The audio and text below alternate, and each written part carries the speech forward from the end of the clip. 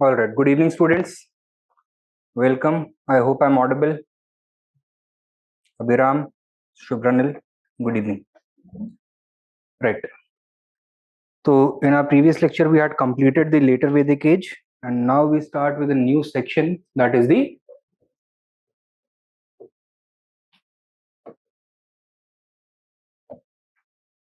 Mahajanapada age, or the age of second urbanization.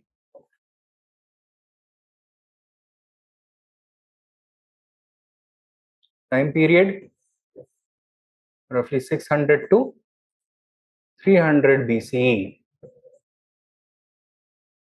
What are the different developments that took place during this period? The political changes which manifested itself in the emergence of large territorial kingdoms, or the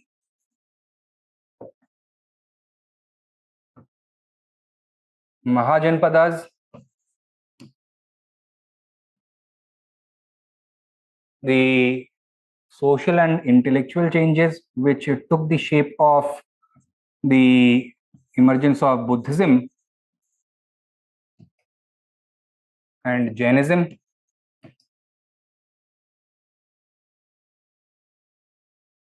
and finally the economic changes which took the shape of the second urbanization.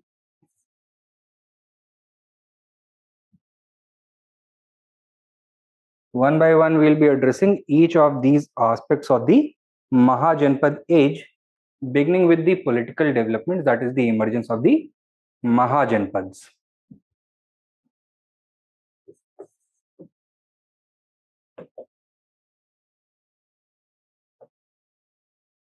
Now, before we can talk about the process of the emergence of Mahajanapads and its impact on the contemporary polity, economy, and society, let us first address the important sources that are available for us to study them. Two kinds of sources, that is literary and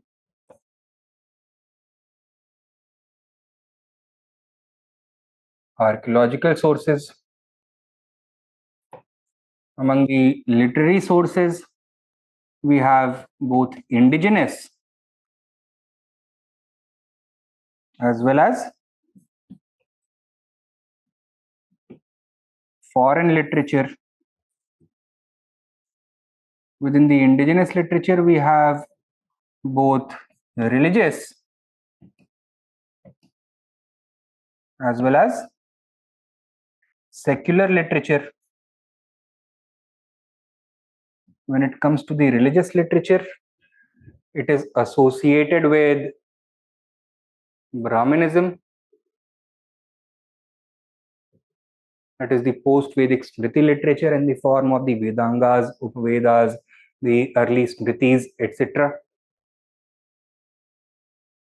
Buddhism, that is the Tripitakas, the various hagiographies of the Buddha and other works, and Jainism,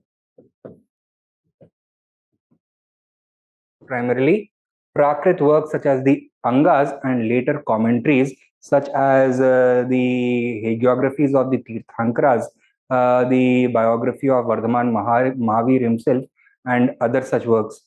And among the secular works, we have works such as the Ashtadhyayi,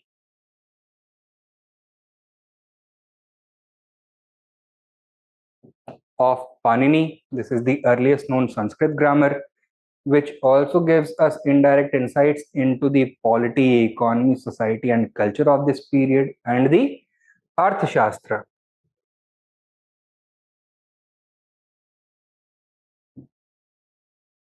Now, while this work is generally attributed to the Mauryan age, some of its portions are believed to have been composed during the pre-Mauryan period, the Mahajanapada age itself. Right? And then we come to the foreign sources. Now, towards the end of this Mahajanapada period, we start to see the emergence of Greek literature and subsequently Roman literature for this period. That was because in the year 326 BCE, Alexander invaded the western region of the Indian subcontinent. So the invasion of Alexander plays a very important role in introducing such a new foreign literature. So Greek and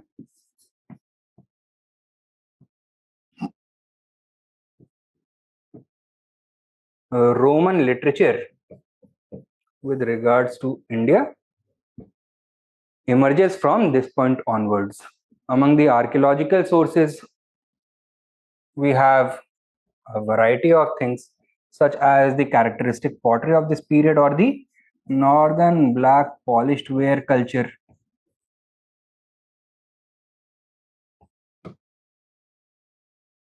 We also have the earliest struck metallic coins or the punch marked coins. Then we have the physical remains of settlements.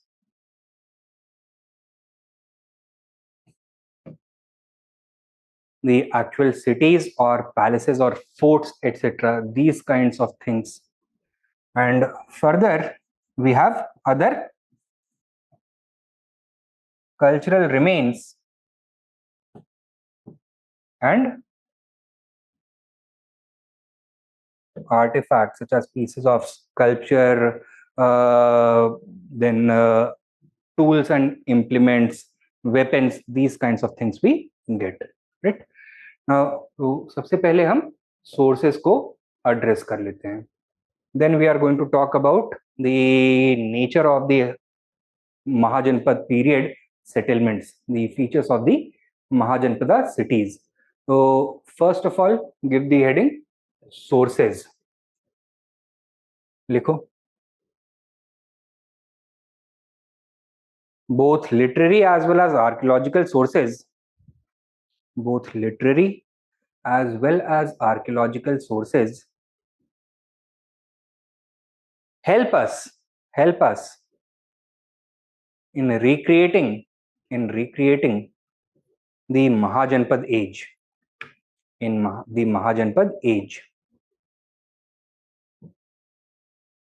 Full stop. Give the subheading literary sources. Literary sources.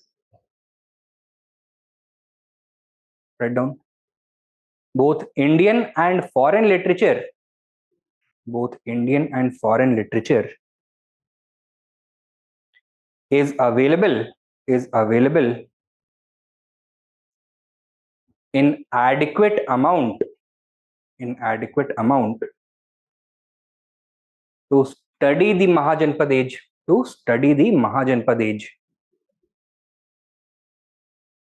Full stop. The Mahajanpad age, in fact, marks the real beginning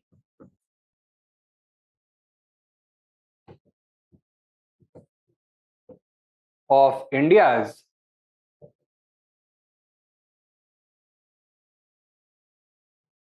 historical age. Right? Why are we saying this? Because while written material exists for the Vedic age, also it was not contemporary to the Vedic age. It was compiled much later. Contemporary written sources emerged for the first time from this period only, from the period of second urbanization or Mahajanpad age. Right? So this in fact represents the real beginning of India's historical age. Next point likho. The large scale availability of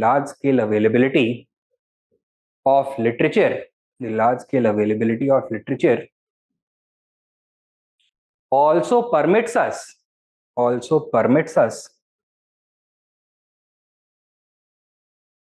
to conduct a comparative study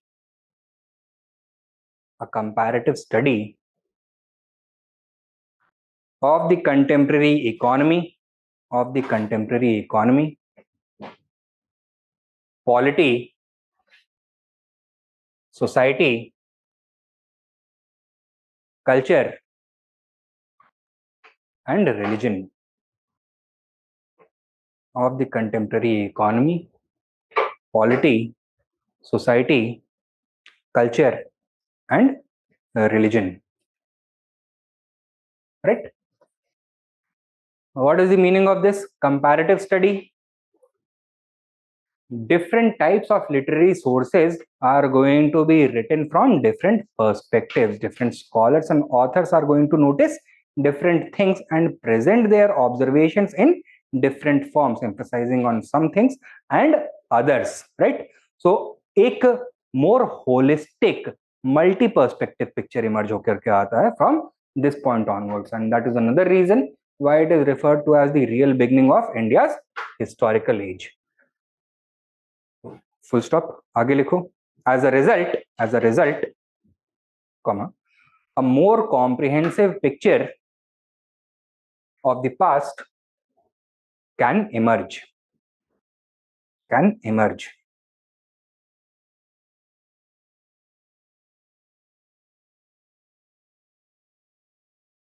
Now, within literary sources, give the subheading indigenous literature. Indigenous literature.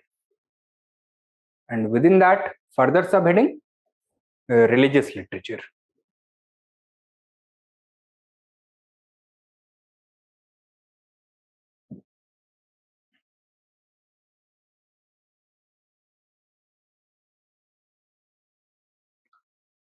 Write down.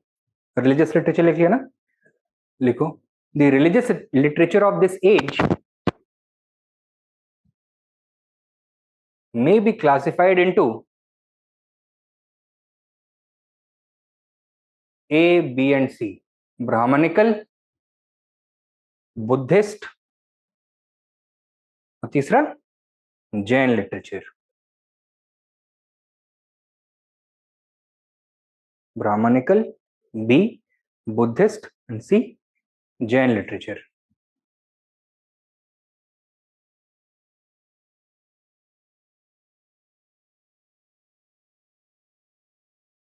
सबसे पहले Brahmanical literature. Write down. This includes post-Vedic Smriti literature. This includes post-Vedic Smriti literature such as the Upavedas,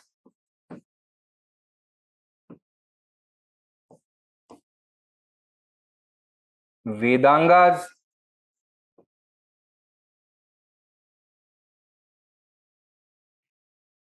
along with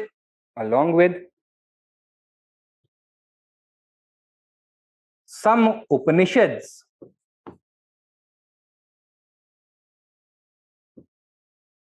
Now, strictly speaking, Upanishads come under the category of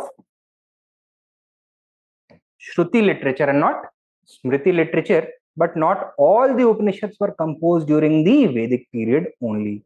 Some were composed later on during the post-Vedic age. क्या लिखा है?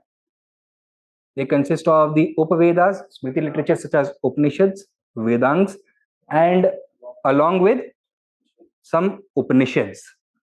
Within brackets, you can write Shruti compositions.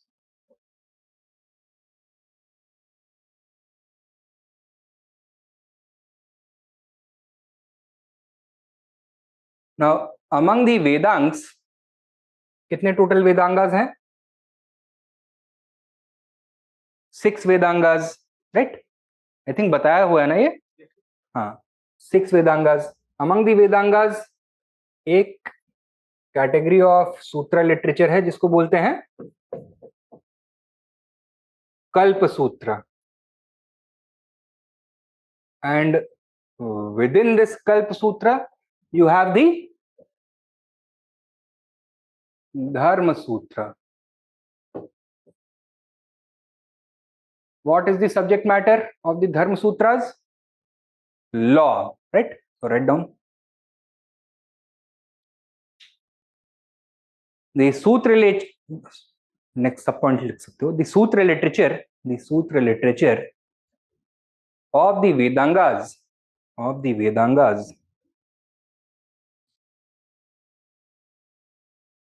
includes the Dharma Sutras,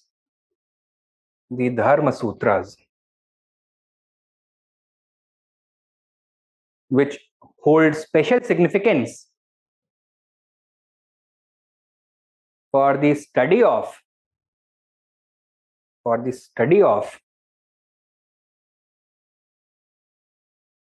the socio-economic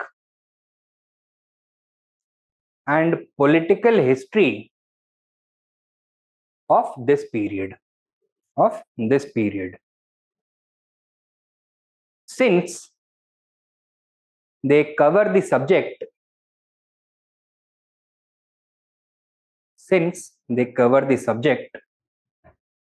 of law,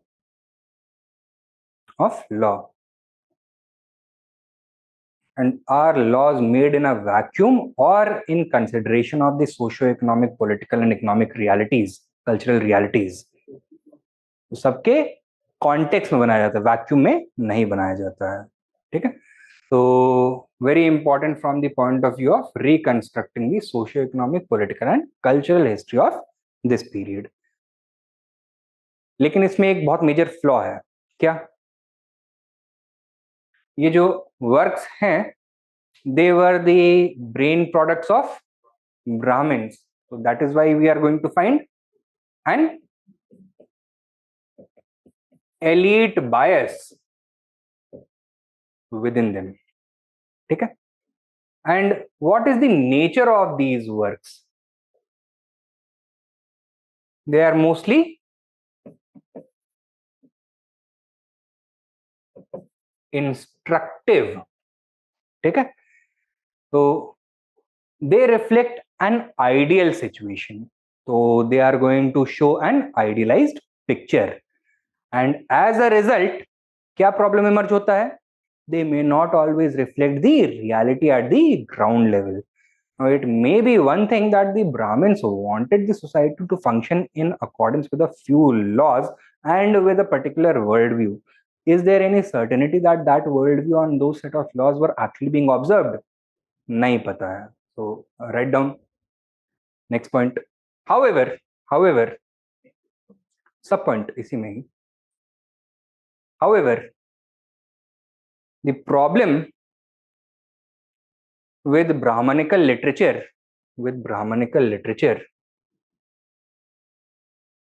is that they reflect the worldview of the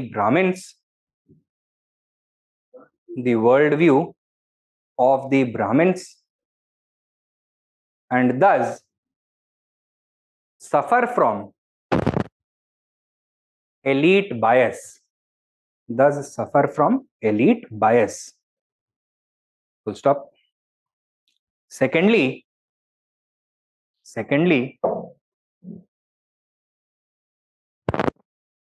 these texts are instructive in nature.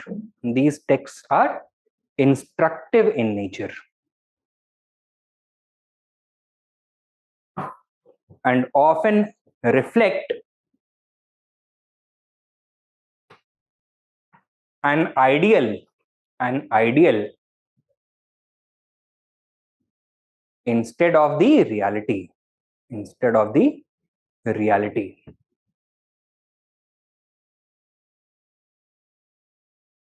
ठीक है.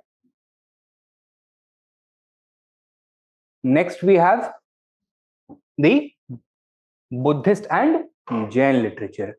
So second subheading under indigenous religious texts you can give. Number 2, Buddhist and Jain literature. साथ में ही Buddhist and Jain literature.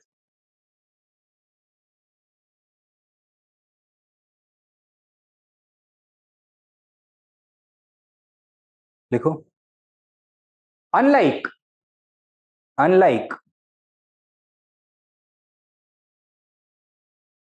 The Sanskrit Brahmanical texts,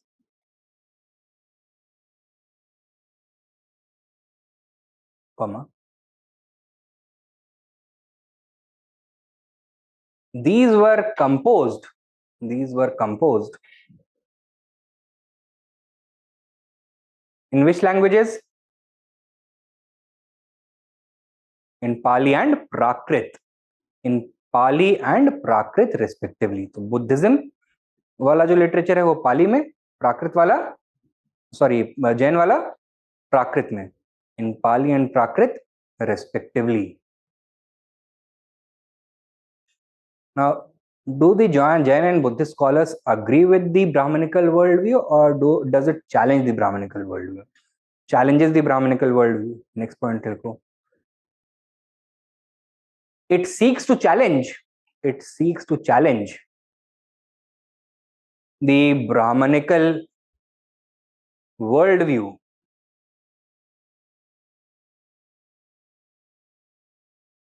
And are thus free from elite bias.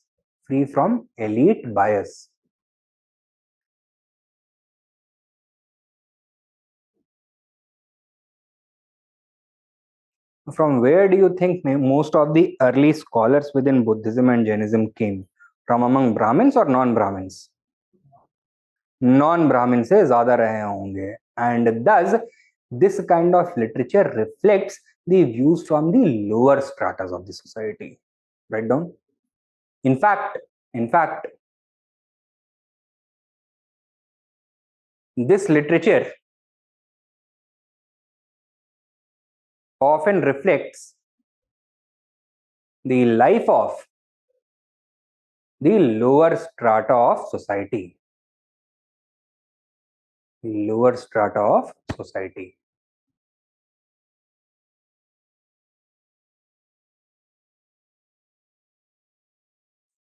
But would it be correct to say that they are entirely free of bias?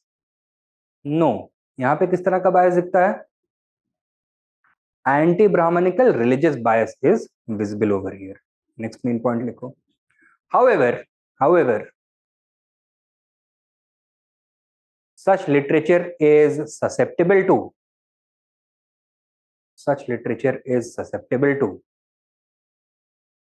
anti-Brahmanical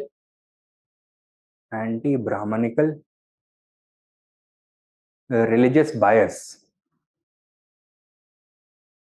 Anti-Brahmanical religious bias. ठीक है? Some important works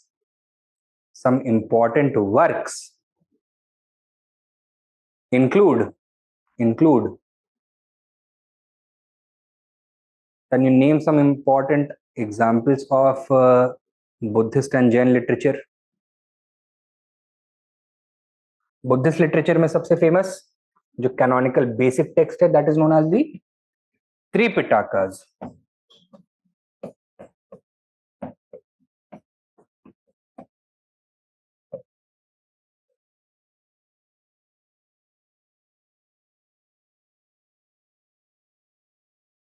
Among Jains, the 12 Angas and numerous Upangas. Clear? Next main point लिखो. Some other important Jain works include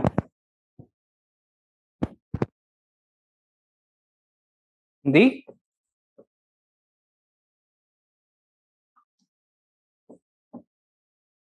Bhadrabahu Charita. What is this?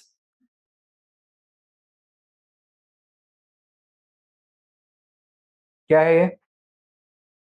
This is the biography of Bhadrabahu. Bhadrabahu was the founder of the Digambar sect of Jains. So write down hyphen.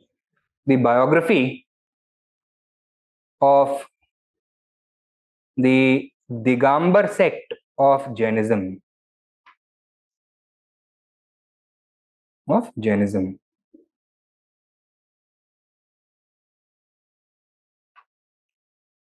Then we have the Kalp Sutra. ये Brahmanism वाला कल्प सूत्र नहीं है, Jainism वाला कल्प सूत्र है. What is it? It is a collection of biographies. Biographies of whom? Of the 24 different Tirthankaras of Jainism. Write down. It is a collection of the biographies of the 24 Tirthankaras of Jainism. Next,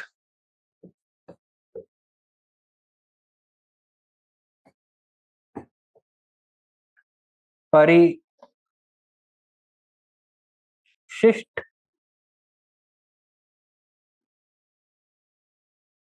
Parvan.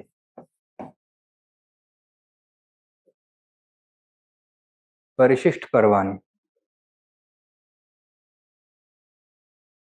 This is not actually a Prakrit work, rather it is a 12th century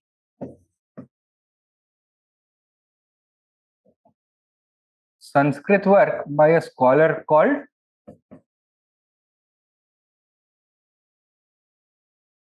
Hemchandra.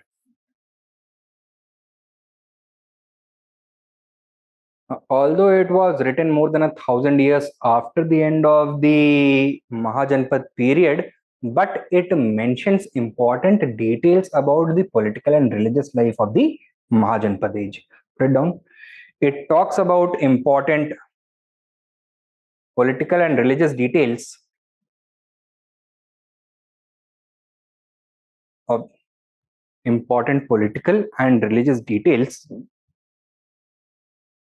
of the Mahajanpad age.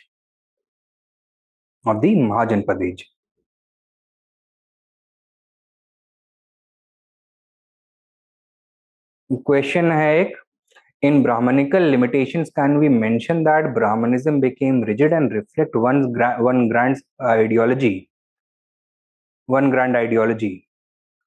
So वही तो हम बात कर रहे हैं ना, that Brahmanical literature was an idealized version of the reality.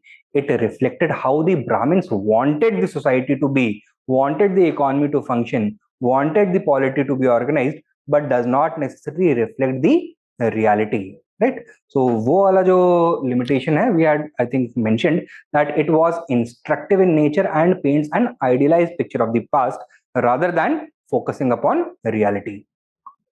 ठीक है, that has already been addressed. All right.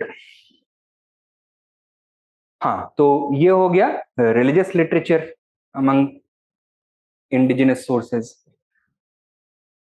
Now next subheading दो, secular literature.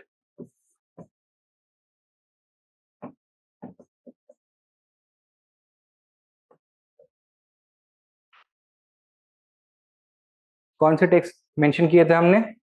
The Arthashastra and the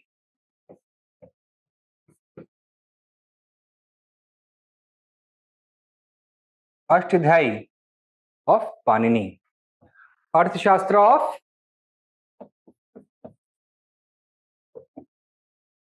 Kautilya. Name of the author is Kautilya. Right? Who is this Kautilya figure?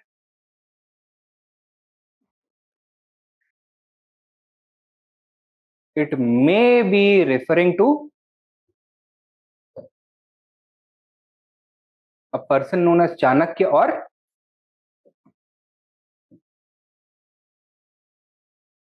Vishnugupta. But this is a big question mark. Chanakya या Vishnugupta कौन था? He was the mentor as well as Prime Minister of Chandragupta Maurya and played a very important role in the establishment of the Mauryan Empire. Now, while it is strongly believed by many that this in fact was Kautilya, but there are certain doubts. क्यों? Authorship को हम clearly establish नहीं कर पाए हैं. This Kautilya figure remains shrouded in mystery.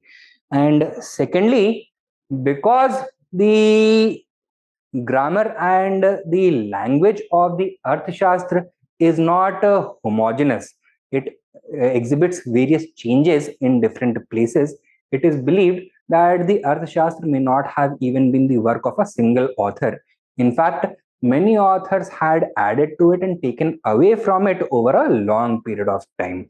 And as a result, जो अर्थशास्त्र के ओरिजिनल अर्लीस्ट पीसे पोर्शंस हैं, they are believe to belong to the Mahajanapada age, pre Mauryan period के. ठीक है. What is the subject matter of the अर्थशास्त्र?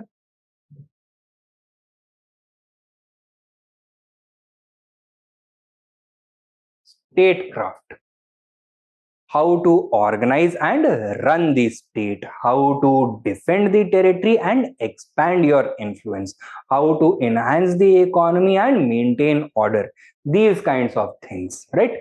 Now, since the work talks about all of these things, it also gives us rich details into the political, economic and social scenario of India during the Mahajanapada age. Write down some of the sections of the Arthashastra. Some of the sections of the Arthashastra belong to the pre-Mauryan period. The pre-Mauryan period. And shed light on the socio-economic and political scenario of the Mahajanapad age, and political scenario of the Mahajanapad age. Next important secular literature we have is the Ashtadhyayi of Panini. Right? What is the subject matter? Grammar. Of which language? Sanskrit. So it is the earliest known Sanskrit grammar.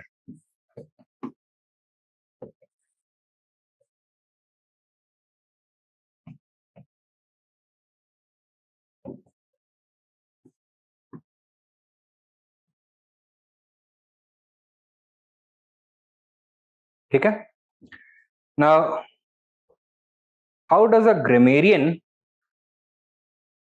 tell the reader about the proper grammar, proper syntax, proper structuring of the sentences, proper punctuations? कैसे करता है ये सब? पहले rules देता है और फिर उन रूल्स को समझाता है with the help of examples, right? And thus the Ashtadhyayi of Panini consists of several indirect pieces of information. Because it was written during the Mahajanapad period, the examples would reflect the socio-economic, political, cultural, religious scenario of that age. Okay, write down. It is the earliest known work on Sanskrit grammar in which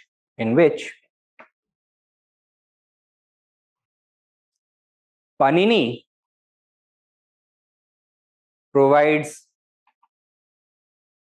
work of Sanskrit grammar in which Panini provides a vast array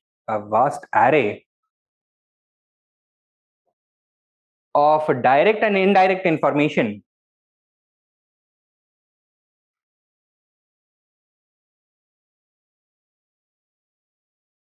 about life in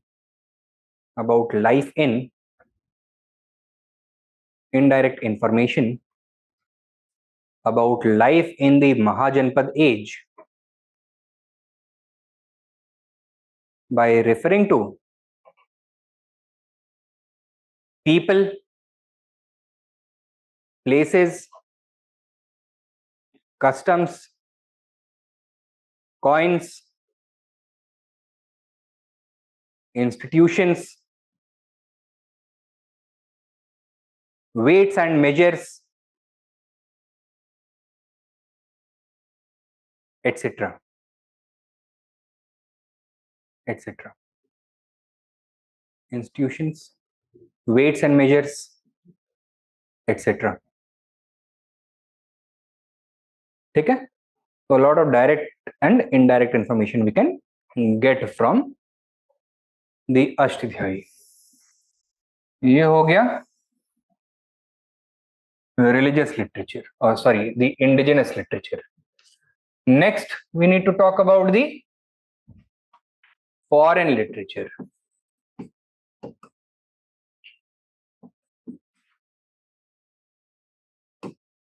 So indigenous literature or foreign literature. Second wala foreign literature. Now, why did foreign literature begin appearing for the first time from this period onwards? Why did it not exist for the preceding period? This was because during the Mahajanapada age, the northwestern regions of the subcontinent came either under foreign occupation or they faced foreign invasions.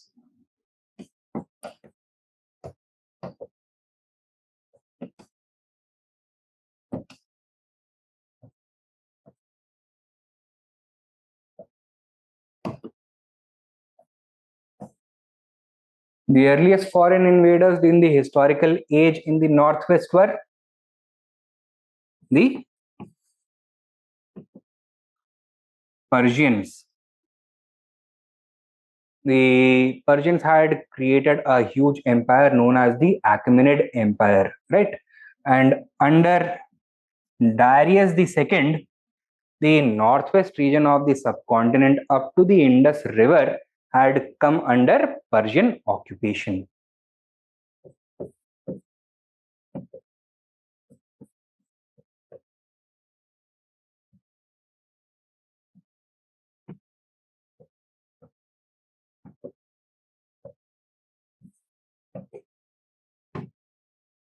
Right? Now, the Persians were midway between India and Europe. One part of their empire stretched all the way to India, and the other extreme was on the border of Europe, right? तो Turkey तक फैले हुए थे. Thus, they formed the common link between India and Europe.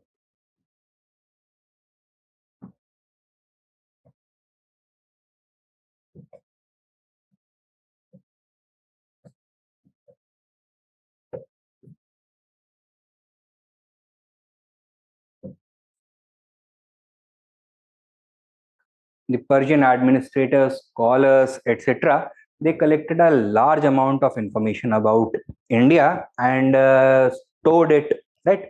They also wrote their own versions of Indian history, especially of this region. However, with the invasion of Alexander, सबसे पहले उसने क्या destroy किया? The Persian Empire was destroyed, and all the collected wealth of knowledge with regards to India that the Persians had gathered fell into the hands of the Greeks. So Persians से अब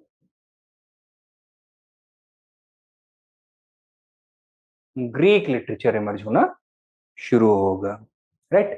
And Alexander between 326 and 324 BC also invaded the northwestern portions of the subcontinent. He did not come alone. He was accompanied by a large number of scholars such as Anacicrates,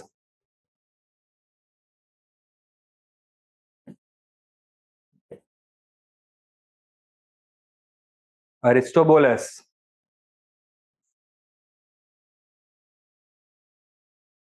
Nearchus, etc. Right?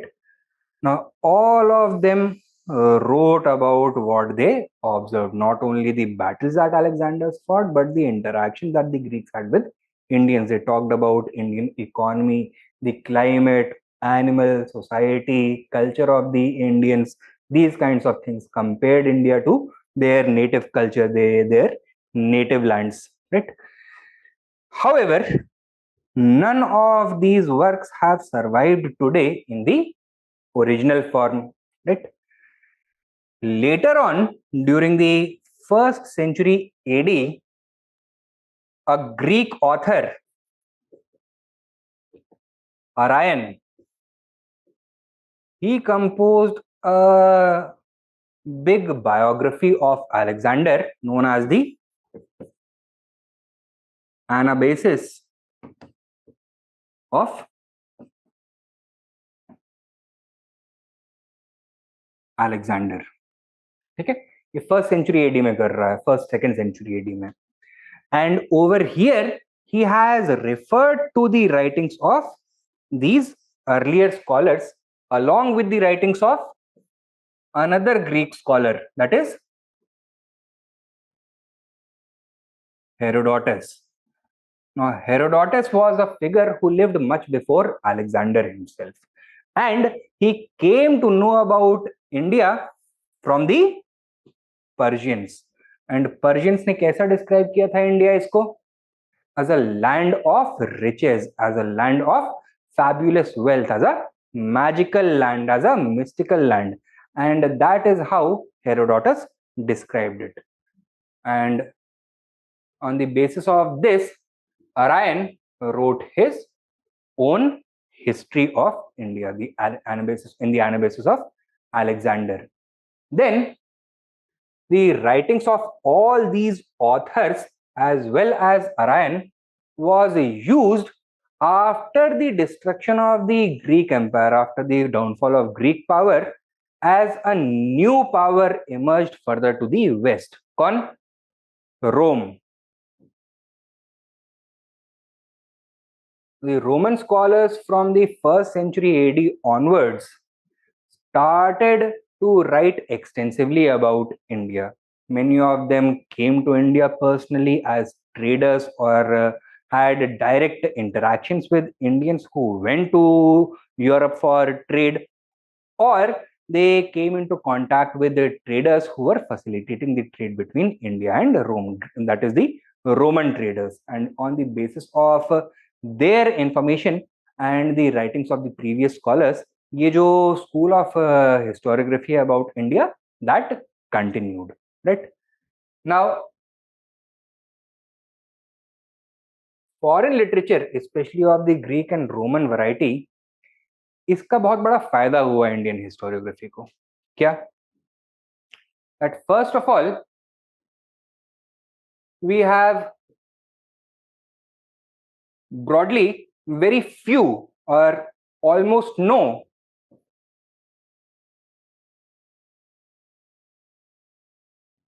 native sources for the history of northwestern India during the Mahajanapad period. So ऐसे में who tells us about the history of northwestern India during the Mahajanapada age? The foreign writers. And secondly, the foreign writings also help us in creating a reference point to reconstruct the history of India as a whole.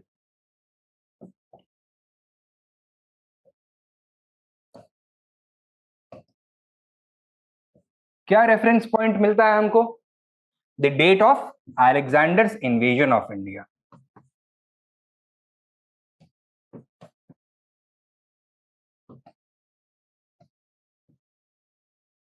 Right? When did Alexander invade? Sometime between 326 to 324 BCE. Now, problem with Indian historiography and a problem of chronology with Indian history is that it often becomes very difficult to establish correct dates. क्यों? क्योंकि अलग अलग जगहों पे अलग अलग periods में अलग अलग डायनेस्टीज के लोग, अलग अलग रिलीजन्स के लोग अपने अलग कैलेंडर्स यूज करते थे, तो दोनों को कोरिलेट करना काफी मुश्किल हो जाता था. And because we can say for sure when Alexander's invasion took place, everything else in Indian history falls in its place, right? For example, we know that Chandragupta Maurya finally defeated Dhanananda and established the Mauryan Empire 6 years after Alexander's invasion. So that is 321 से लेकर के 318 के बीच में किसने कभी इसको establish किया. That is the beginning date for Mauryan age. पता कैसे लगा हमको clearly? because Alexander's invasion was recorded in detail by the Greek historians and it was co-referenced with other important events as well. ठीक है, तो दो बड़े फायदे हुए, एक तो नॉर्थ वेस्ट के बारे में पता लगा एंड देन रेफरेंस पॉइंट मिल गया इंडियन हिस्ट्री के लिए. क्लियर है? प्रॉब्लम क्या है फॉरेन लिटरेचर में?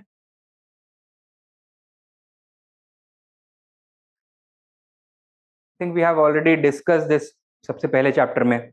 क्या प्रॉब्लम होता है फॉरेन लिटरेचर का?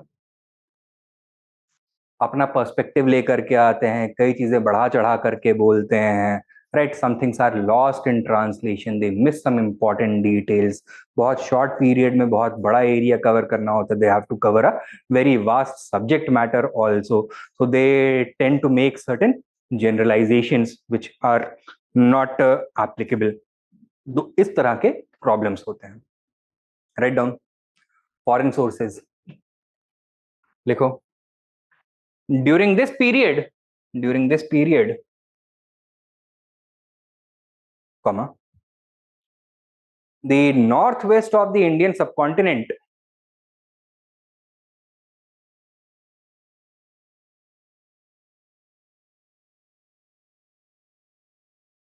faced foreign invasions and occupations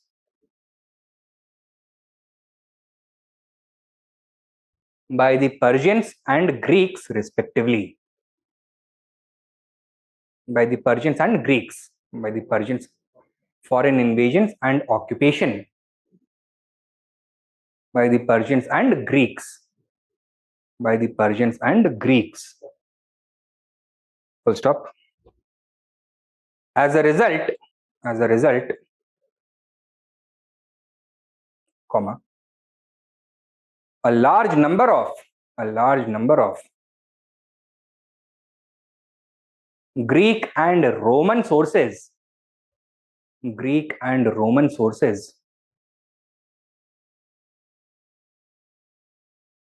start appearing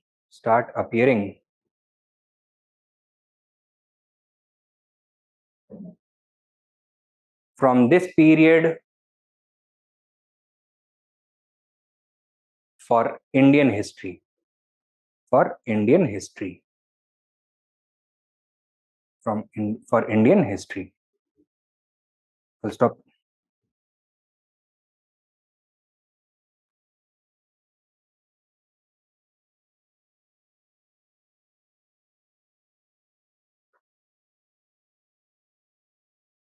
Alexander's invasion. Next point लिखो. Alexander's invasion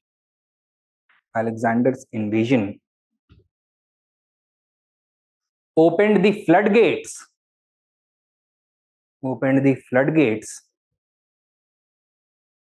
of Greek historiography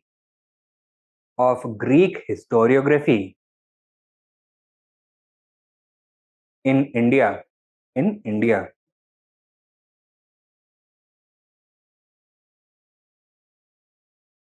Full stop.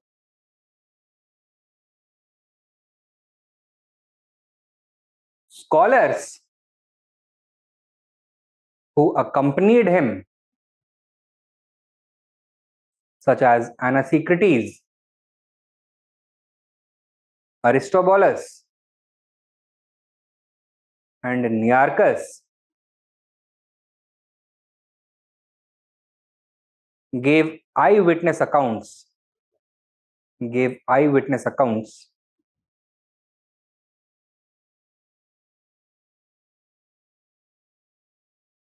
of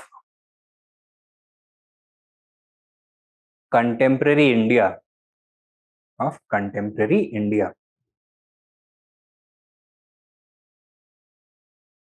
सब पॉइंट लिखो।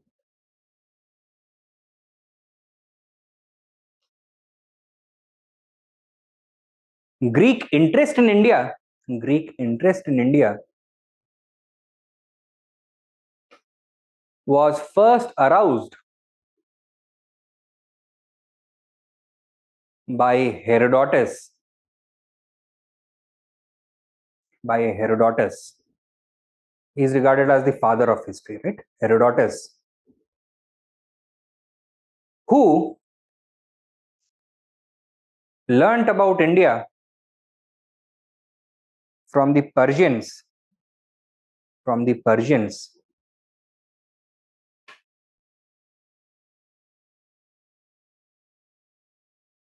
Who learnt about India from the Persians,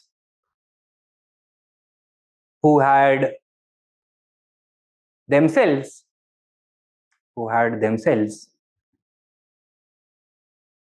conquered the region of Punjab and Sindh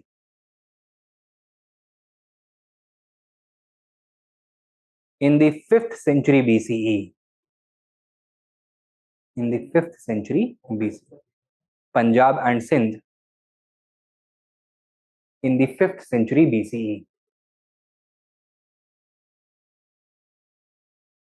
Full stop.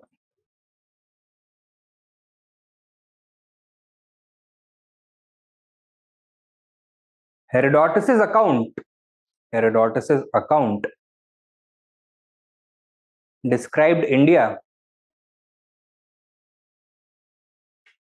as an exotic land of fabulous wealth. As an exotic land of fabulous wealth.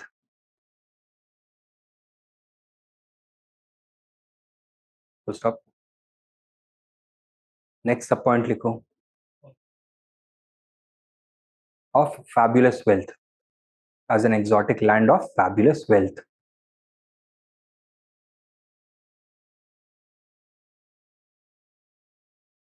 Next line, next sub point. However, none of these earlier works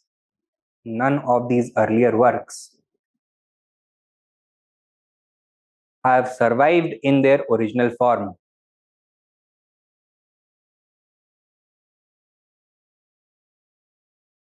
Have survived in their original form.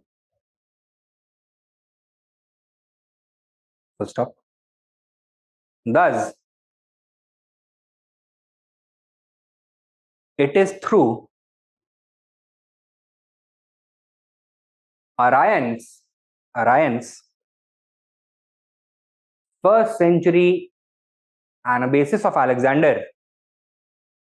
It is through Orion's 1st century Anabasis of Alexander.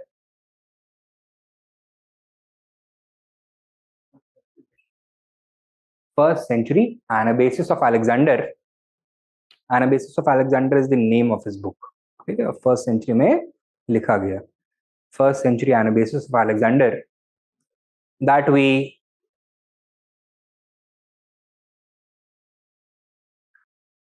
know about these earlier writings.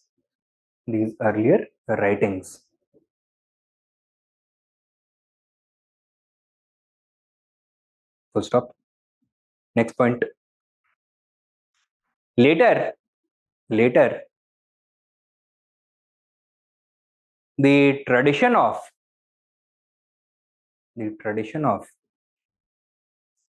Greek scholarship was inherited by the Romans,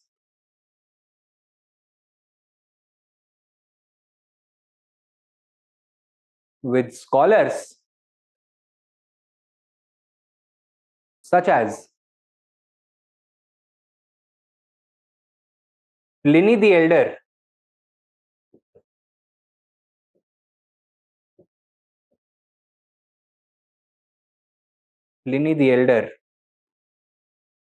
Justin, Justin, and Plutarch.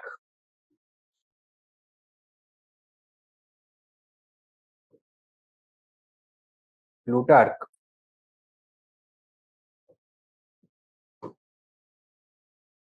writing extensively about Alexander and his invasion of India. About Alexander and his invasion of India.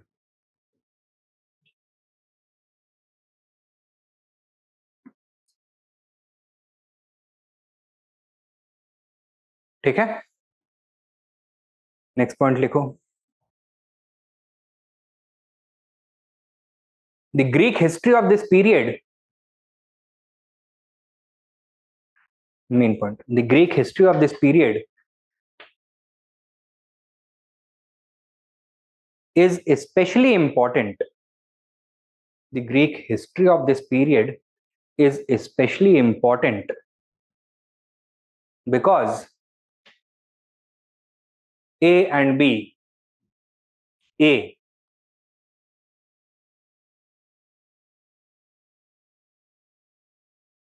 it provides a solid reference point,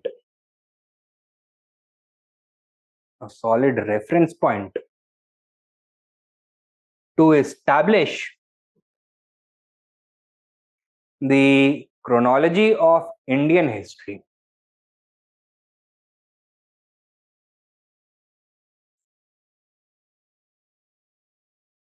That is, कौन सा development? Which development acts as the reference point? Alexander's invasion. Write down. That is Alexander's invasion. The chronology of Indian history. That is Alexander's invasion.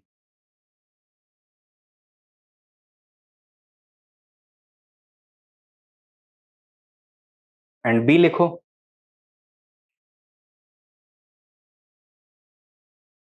It also helps fill a gaping hole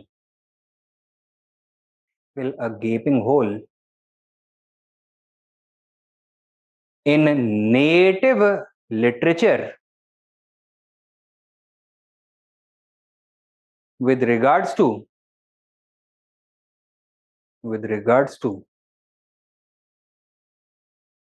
information about northwestern India during the Mahajanapada Age. With regards to northwestern India during the Mahajanapada Age. ठीक है, ये हो गए literary sources. Now we need to talk about the archaeological sources.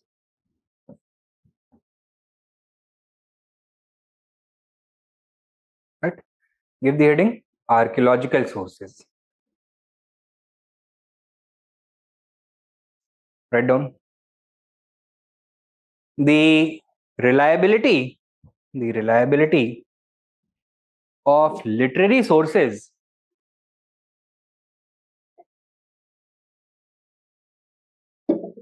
of this period is limited due to problems. Reliability of the literary sources of this period is limited due to problems such as, बताओ, uncertain ownership,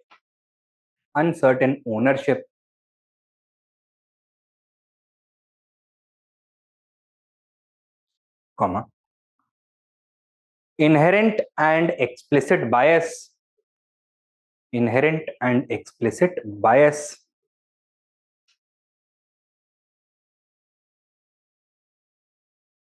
comma, non-availability of primary foreign sources, जो उस समय के आई witness account थे वो तो सब खो गए हैं, right? None of them are available and we find all these details only in the form of excerpts, that is secondary writings. क्या क्या लिखा आपने? Non availability of primary source,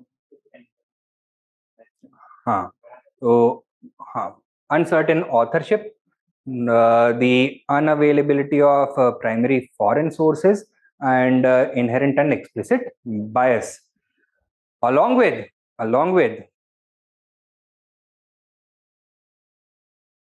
the overtly religious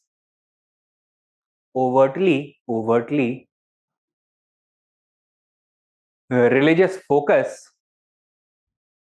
of the bulk of Indian scholars.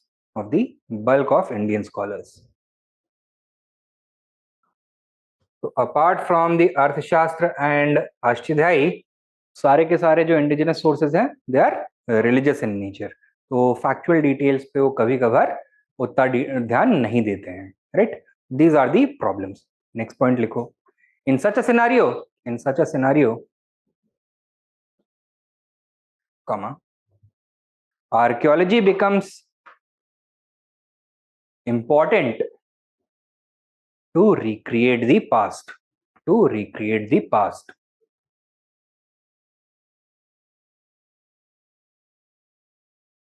Full stop. Give the subheading NBPW pottery, northern black polished ware pottery.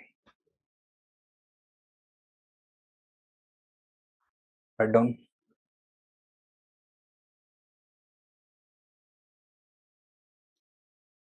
Pottery witnessed a remarkable improvement during the Mahajanapada Age. Remarkable improvement during the Mahajanapada Age.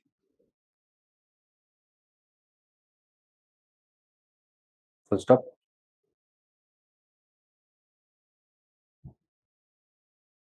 Due to technological improvements and expansion of the economy,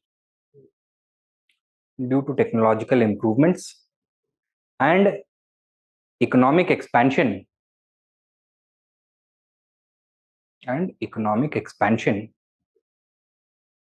comma, there was an explosion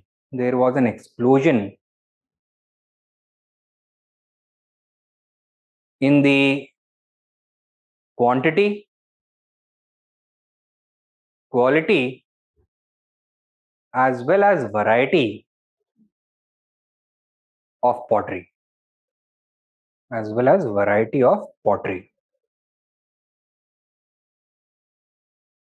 Next point.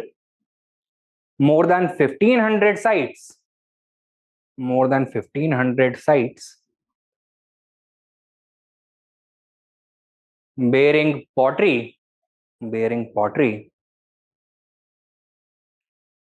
have been excavated from all parts of the subcontinent.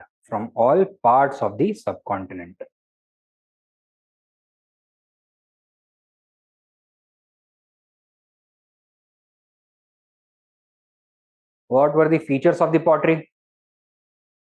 Fabric कैसा होगा? Coarse या fine? Fine, extremely fine fabric. Many times the pots were as thin as 1.5 millimeters. Okay, so you can imagine the kind of skill that must have been going on into making them. जो exterior surface था कैसा होता था? Smooth या coarse? Smooth, perfectly smooth with a mirror-like shine, right? So glazed surface होता था. Painted or unpainted pots? Painted pots. Kind of clay that was being used, filtered or unfiltered? Filtered होता था. Then firing कैसे किया जाता था? एक side से या दोनों साइड से? दोनों साइड से इवनली फायर्ड होते थे, एक बार अंदर से एक बार बाहर से, वो भी साइमल्टेनियसली उन दोनों को किया जाता था, so that because of expansion or contraction of pots, crack ना हो जाए, राइट? तो they were of extremely high quality. What does all of this tell you? That pottery was becoming very, very important and technology was improving in order to support the richer ceramic culture. However, ये जो term use कर रहे हैं ना, NBPW, this is misleading. क्यों? Because ये नाम पढ़ के समझ में आता है कि ये पॉटरी केवल नॉर्थ इंडिया से मिली है. This is not the case. ये पॉटरी का एक्सटीरियर पेंट जो होता है, it is always black, which is also not the case. This is always going to have a polished exterior. This is also not the case. In fact, we find a large degree of variety. जो high value objects होते थे, they fell under the category of NPBW pottery, but they were used for non-utilitarian purposes. वो elite art का एक symbol बन चुका था, right? However, common people in their daily lives would use ordinary pots of a coarser fabric with a more rougher finish. ठीक है? So write down. While next point लिख सकते हो. While the NBPW phase represents an advanced stage of material development, comma, the term NBPW is misleading. Material stage, comma, the term NBPW is misleading. Subpoint, it is neither confined to North India. It is neither confined to North India,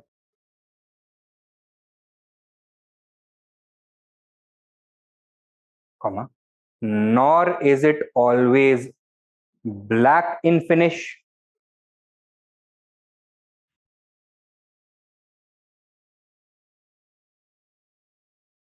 comma, nor is the surface always polished.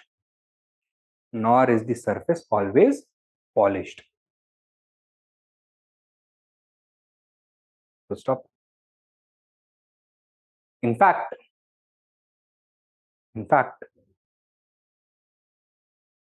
NBPW pottery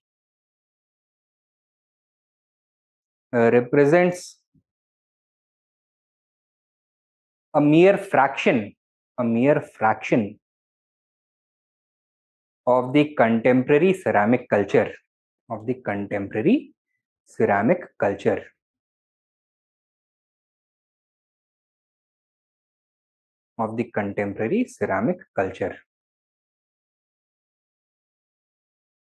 ठीक है? ये हो गया NBPW pottery. Next we have the punch marked coins. Now punch marked coins were the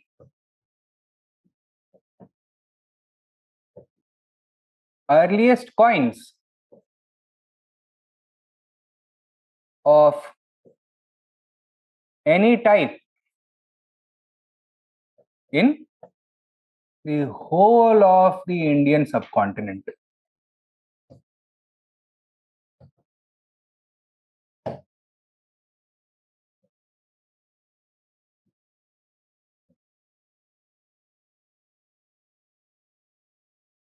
Did they have any dates, names, images, writings, or legends inscribed on them or not? No. ये सब नहीं होता था. Were they of regular size and shape or did they vary? Variable होते थे. So they were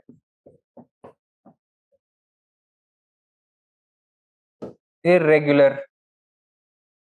Did they carry any types of markings on them? Yes. क्या होते थे? पंच मार्क्स होते थे. दैट मीन्स एक सॉलिड डाई लिया जाएगा, उसके ऊपर ऑलरेडी कोई शेप बना होगा. The coin was placed on a hard surface and simply उसको पंच कर दिया जाता था उससे. Right. So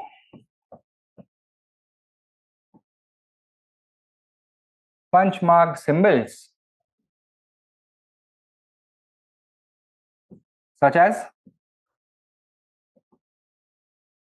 animals, trees, and geometric patterns could be found on them.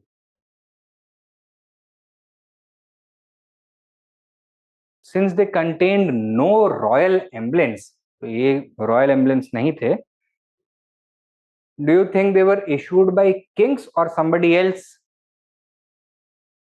Were they issued by the state or some other authority? Not by the state, क्योंकि अगर राजा इसको issue करता तो उस पर अपना नाम लिखवाता, कम से कम अपना एम्ब्लेम जो रॉयल एम्ब्लेम है वो उस पर स्टैम्प करवाता. But this is not the case. So it was not issued by kings. That means it was issued by some other group, probably merchant guilds.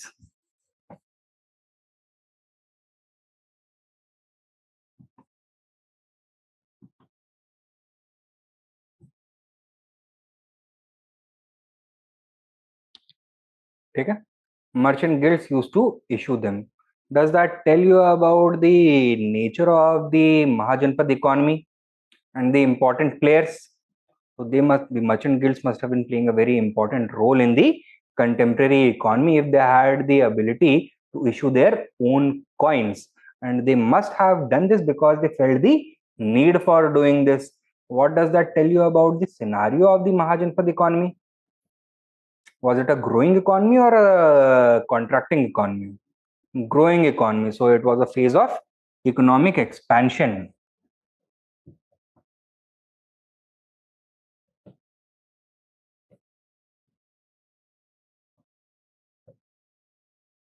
And as a result, trade through the barter system was no longer working out. Monetization of the economy had become necessary. Right? Then from where these coins have been found, जहाँ पे ज़्यादा concentration मिलेगा, that tells you that these must have been important trade centers. Right? Things like these can be gleaned from such coins. In which part of India did coinage emerge for the first time? In the region of Magad, eastern India में.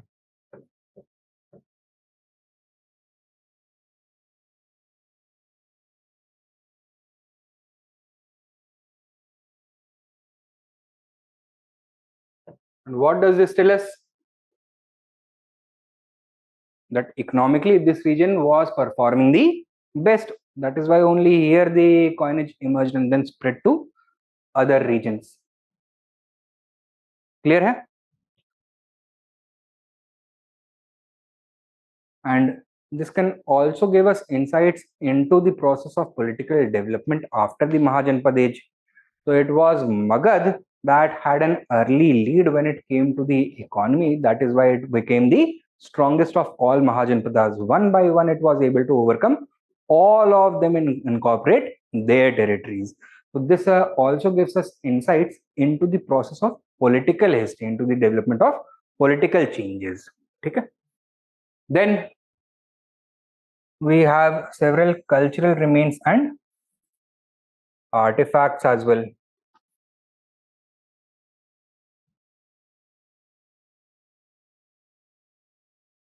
ये लिख लिया ना, लिखवाने की जरूरत तो नहीं है. कल्चरल रिमेन्स एंड आर्टिफैक्ट्स क्या मिलता है हमको? We find inscriptions,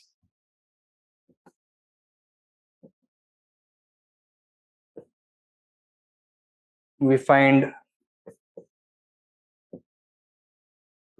metallic weapons and tools. We find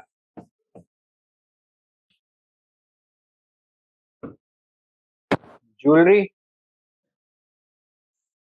You find metal and stone sculpture.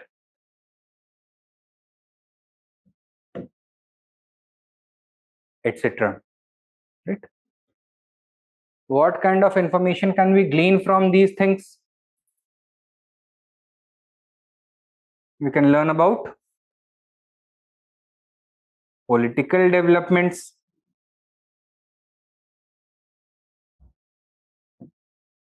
We can learn about religion and culture. You can learn about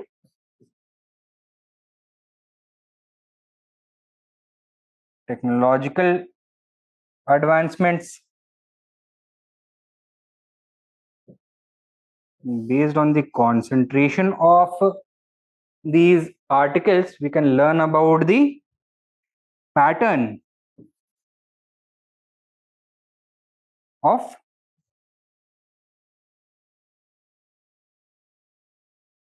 urbanization.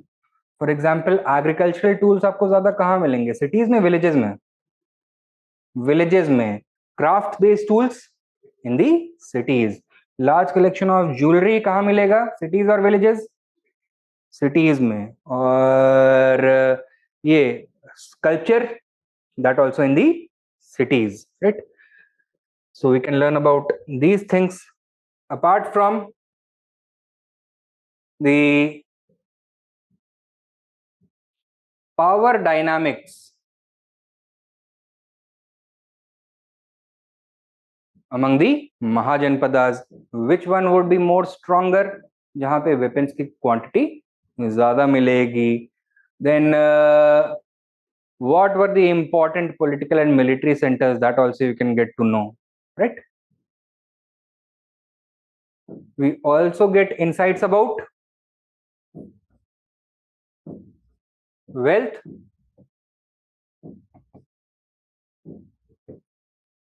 distribution,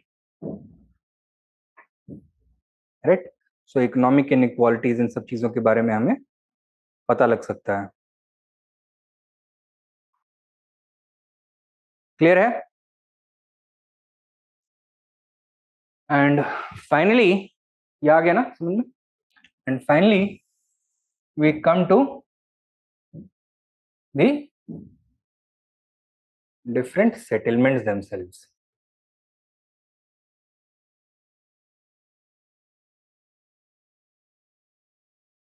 Right? Mahajanpad period was the period of second urbanization. What are we going to see? We are going to witness the emergence of large cities. Can you name a few cities which emerged during this period? Kasi, Kausambi, Patliputra, Tamralipti,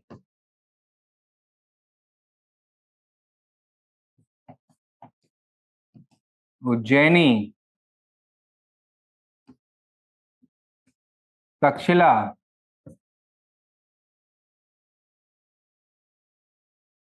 then we have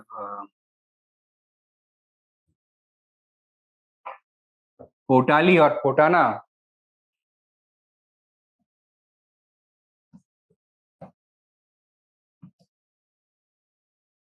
Hastinapur, etc. Right?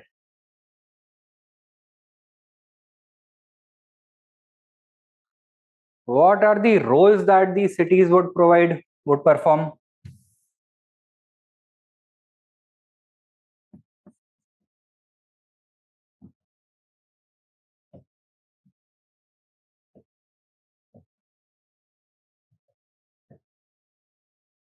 What would be the functional roles of these cities? किस तरह के roles perform करेंगे? Some of them would be production centers.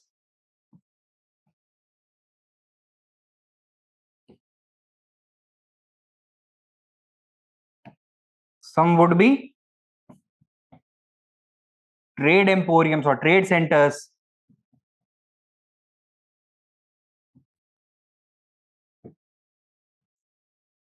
Some would emerge because of their cultural significance or religious significance.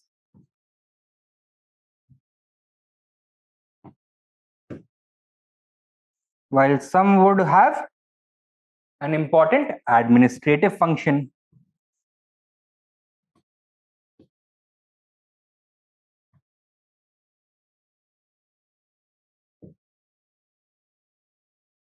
While some of these cities would perform a single primary function, some would perform several functions.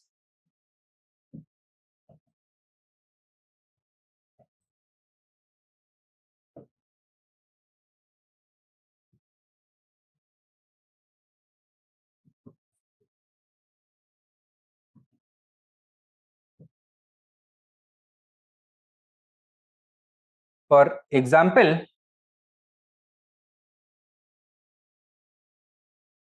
Kaushambi emerged primarily as a production center.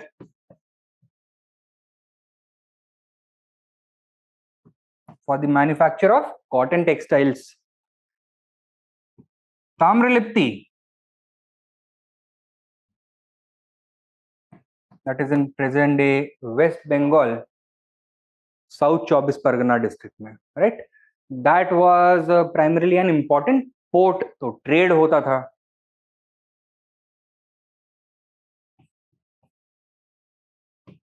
Kashi emerged primarily as a religious center, but then transformed into an administrative and military center as well. While Pataliputra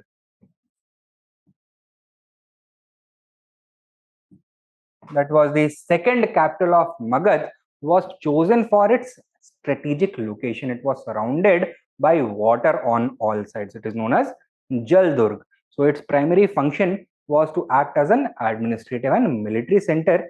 Later, it also became an important trade and production center. Okay. Then cities which performs a singular function, such as Tamralipti.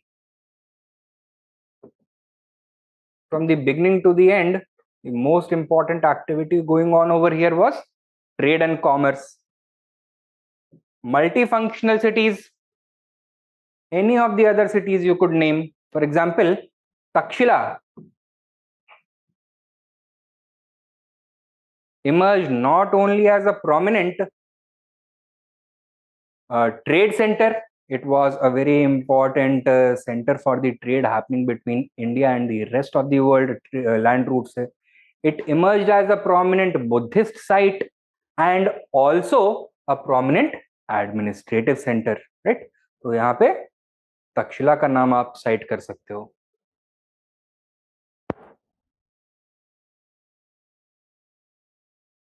Clear? Now, are we going to find the elements of town planning or not? Milega, right? So,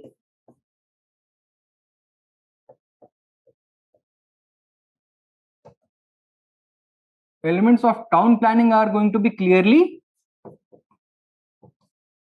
visible. Why?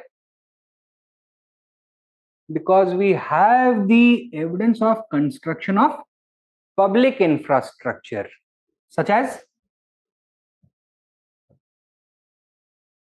palaces, ports,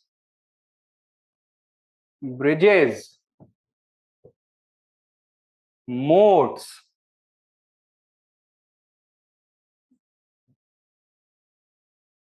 ramparts, gates,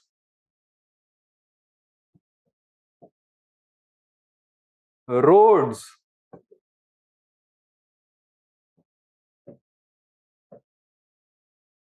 bazaars, and various other public buildings. ठीक है, तो इसका हमको evidence तो मिल जाता है. But is the level of town planning the same as exhibited by the Harappans? No. So while town planning was applied to the construction of public infrastructure, it was not applied to private architecture. ठीक है, तो the level of town planning was inferior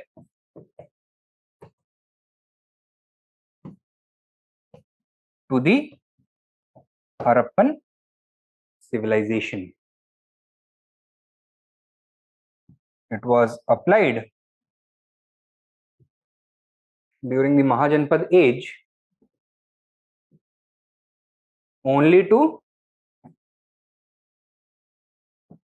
public infrastructure rather than universal application. ठीक है, the low level of town planning is also reflected in the multiplicity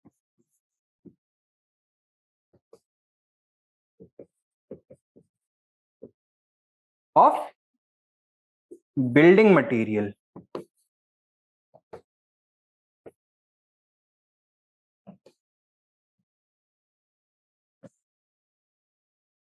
Right? What do we find? We find the use of burnt bricks alongside mud bricks, while some structures were constructed out of stone, some were simple mud structures.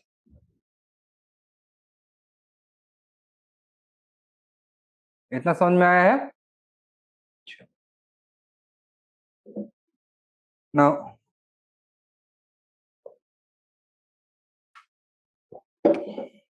this also tells us something else about the nature of the society.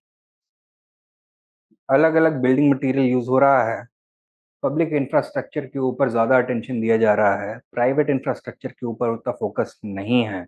What does this tell you? Economic differentiation काफी pronounce था. Wealth was distributed equally और unequally? Unequally. So all this reflects the unequal distribution of wealth.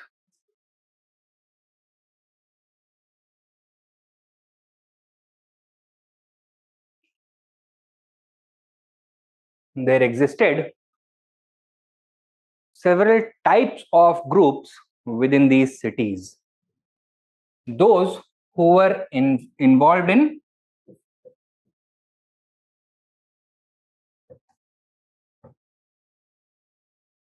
production related activities,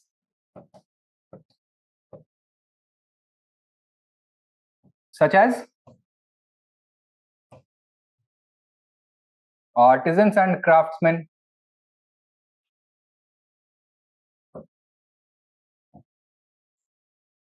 those who were involved in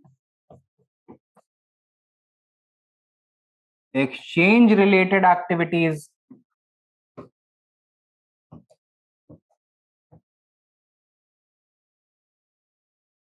such as traders, bankers, and money changers. They are the people who are in charge of facilitating exchange, in charge of facilitating the transportation of goods from one place to another. A third category of people who were providing the role of service providers.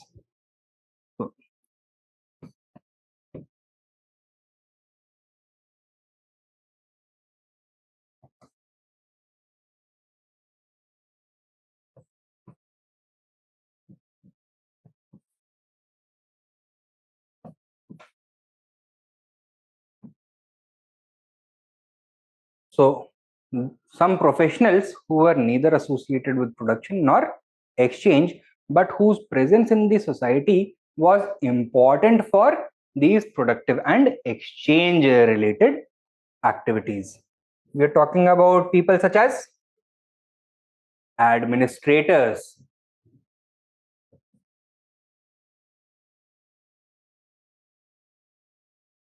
accountants,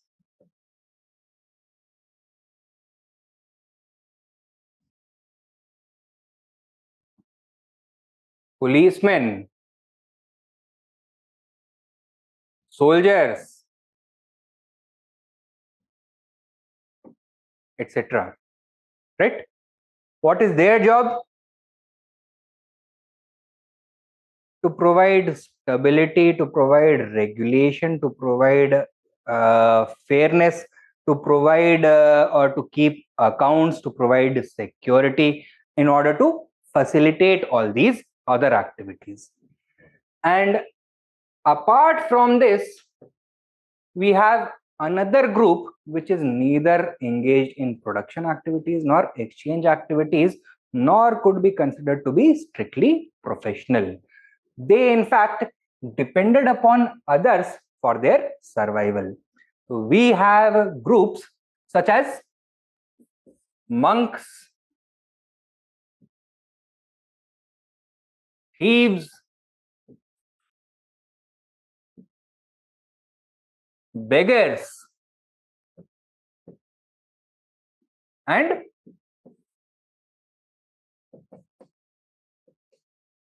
prostitutes, beginning to feature heavily in the literature of this period. Clear?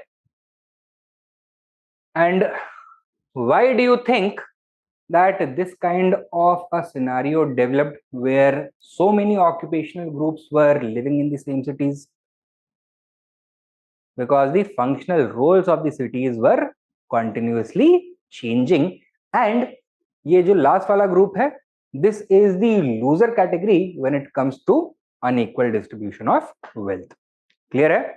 Wealth is going to be concentrated in the hands of the artisans and the traders, while the ruling class is going to use these professionals in order to facilitate the centralization of surplus. ये लोग जो हैं, they are going to depend on the patronage of the other residents of the cities. Clear? Now, one other aspect when it comes to the productive role that the cities played, एक feature और देखने के लिए मिलता है, that cities also displayed craft specialization.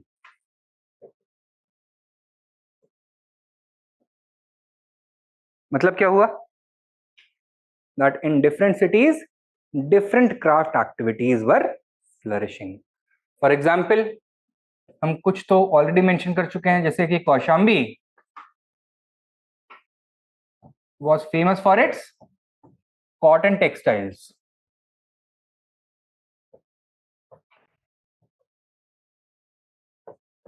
Pataliputra was famous for its iron implements.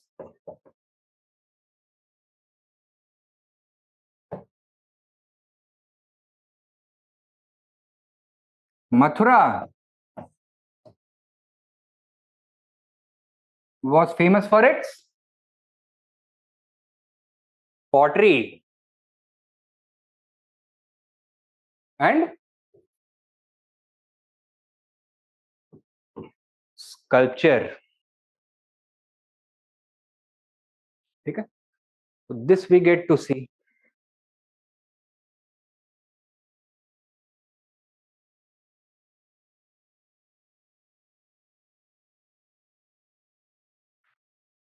And finally, we also get to see that cities also emerged as melting pots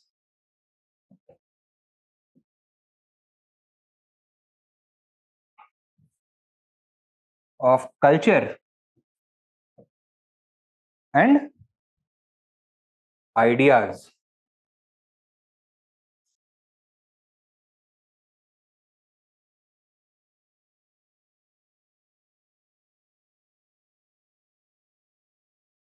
Why was this? Because they were functioning as important uh, areas where exchange was taking place. People from distant regions, distant lands were coming over here. A number of scholars and saints were visiting these cities in order to preach to the people. Then the economic scenario was such that many people were feeling unease, right? They were being unable to reconcile themselves with the rising inequality in society. They were suffering from lack of peace of mind and were looking for alternatives. So this created a perfect situation for the exchange of ideas on a large scale. The large scale trade happening also facilitated cultural exchange on a brisk scale, right? So they emerged as melting pots of culture and ideas. Write down इसमें लिख सकते हो. The brisk trade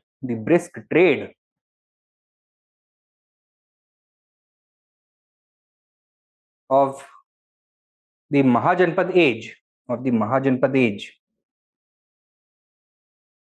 facilitated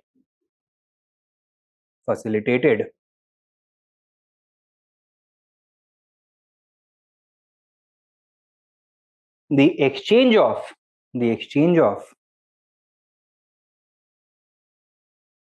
culture and ideas,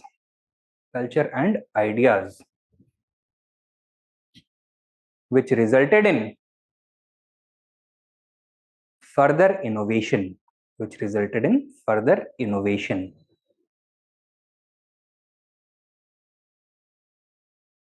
full stop. The most remarkable manifestations of this process of cultural creation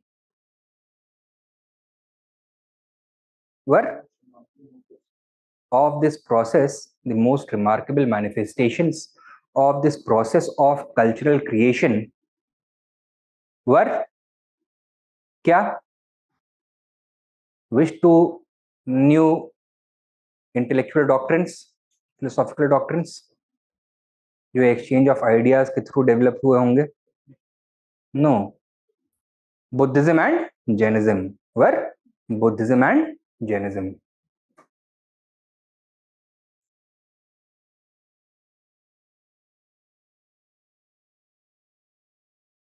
ठीक है.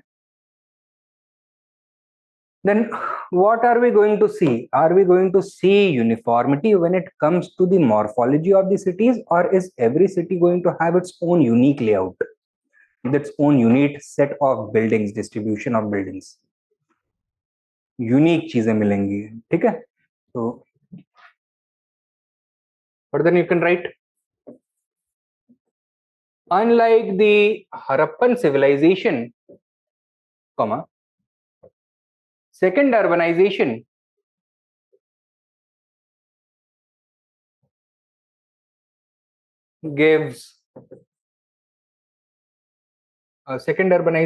exhibits a high degree of variability. a high degree of variability. When it comes to urban planning,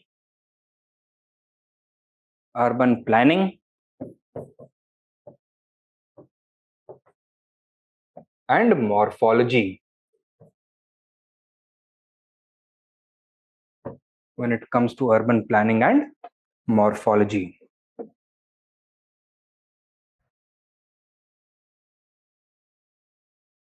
ठीक है? For example,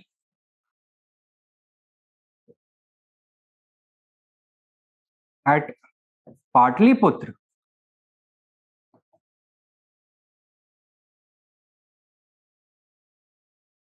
do we have any palace और fort? ये सब मिलता है? Palace, forts, रैम्पार्ट्स etcetera, ये सब मिल रहा है? यस, ये मिलता है. But at Vaishali we have none of these. Rather, we have the remains of a large assembly hall, that is Sthanagar.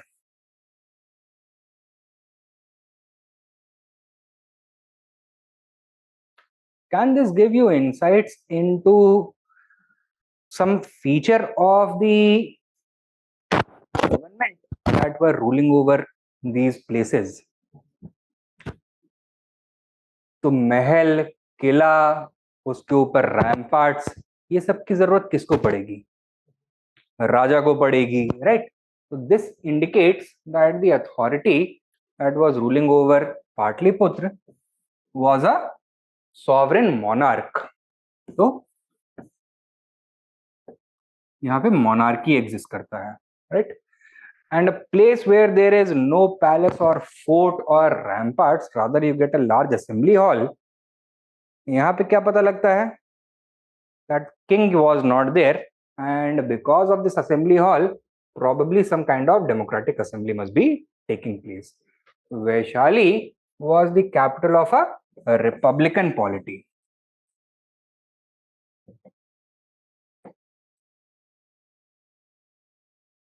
ठीक है? तो सब पॉइंट में करके लिख सकते हो. In fact the urban morphology of the cities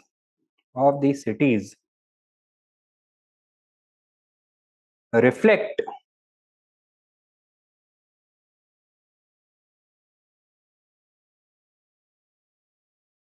their respective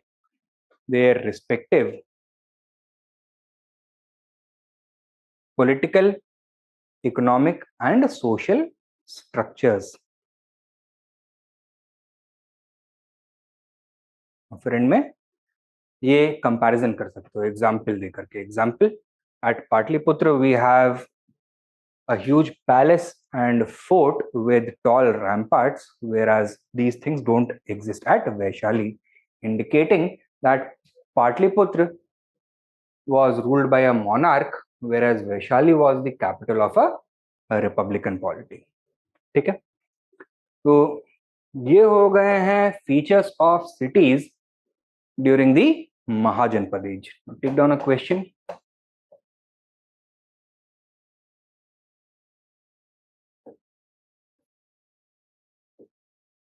Examine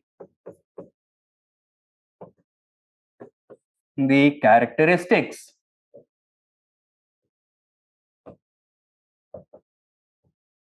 of cities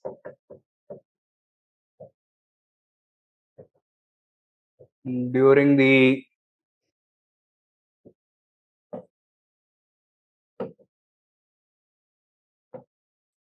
Mahajanpad age. Full stop. Compare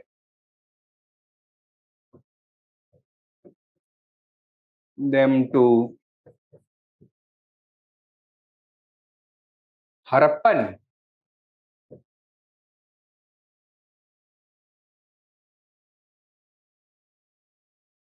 urbanization.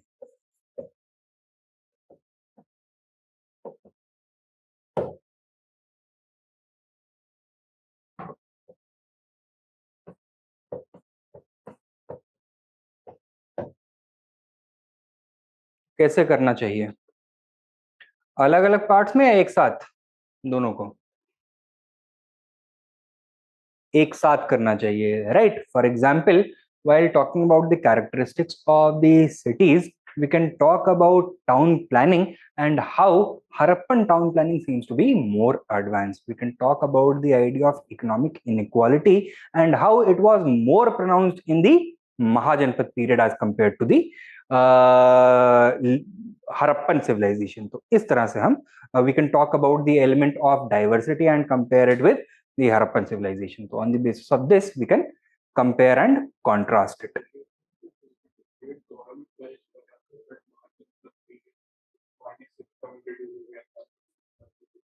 हाँ, तो ट्रेड में एक्चुअली that is जो coinage है, that is not strictly an element of cities. We are talking about the characteristics of cities.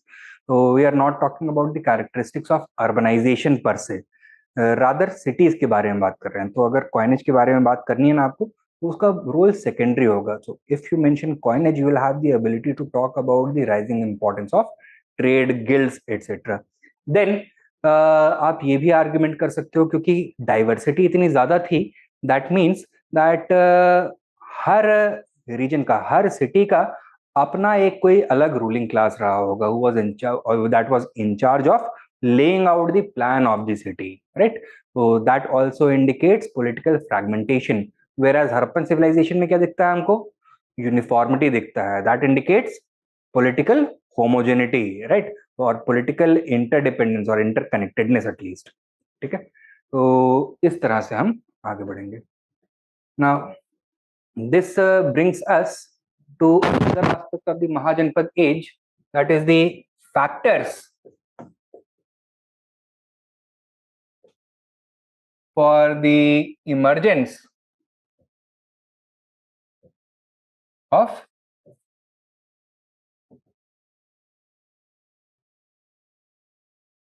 Mahajanapadas. Total 16 Mahajanapadas emerged, right, from the later Vedic age. Later Vedic age में क्या हुआ था? Janapadas, small territorial kingdoms, had emerged. So what were the factors that facilitated the transformation of Janapadas into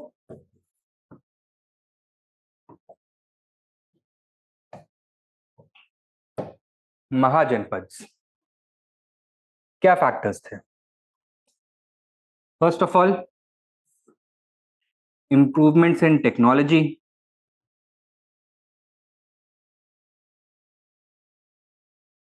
What is going to happen as a result? Iron technology is going to increase the number of iron implements, their quality, etc. That is going to increase. Is it going to have any impact on agriculture? That is going to improve, and agricultural surplus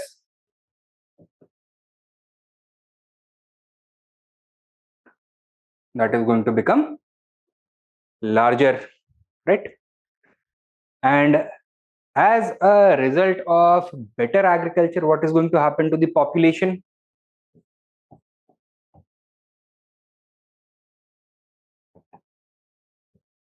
Population is also going to increase.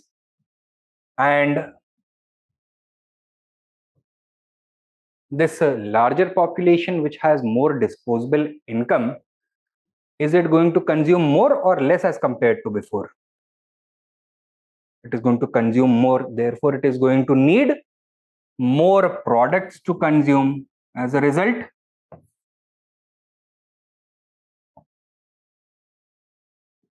crafts production is also going to increase. What is going to facilitate the exchange of the goods being produced? Trade and commerce.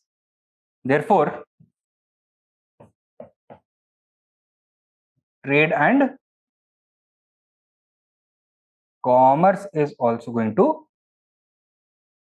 increase.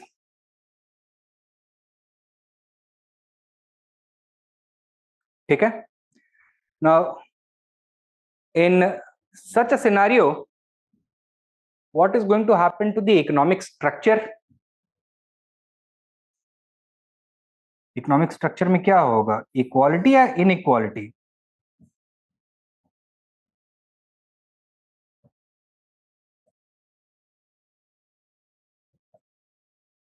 Economic inequality is going to increase, right? Concentration of wealth is going to take place in the hands of a few individuals or families, while poverty among the rest is going to become the norm. What is going to be the biggest concern of those who are prosperous? To protect their wealth, right? And as a result of rising social strife in the society, the demand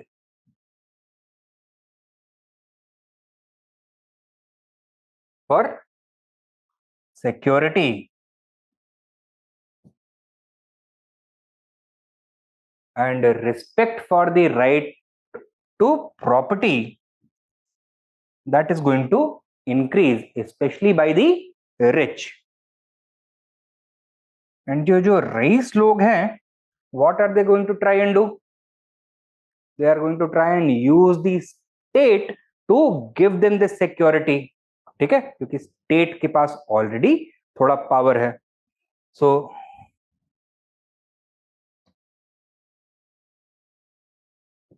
this is going to result in the emergence of a stronger state. And ये जो stronger state है, that is going to benefit from the larger surplus that is being generated, right? कैसे?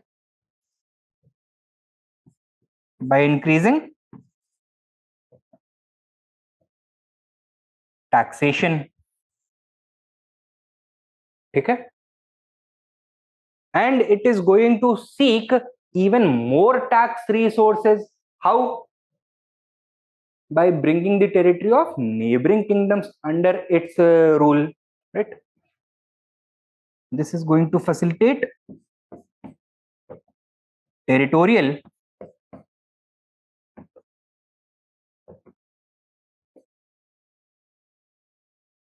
warfare, right? As the territory expands, new people, new taxpayers, as well as new workers and soldiers are going to be incorporated into the state system. इसका result क्या होगा?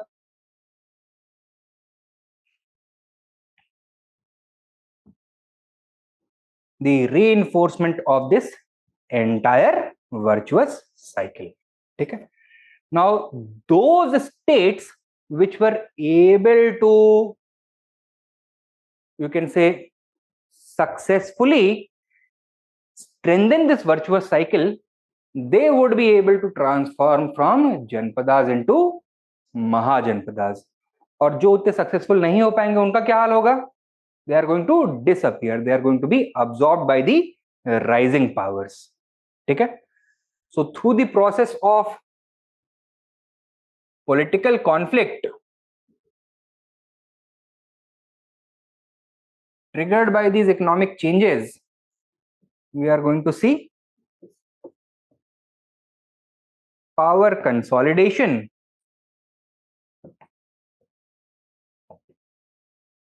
and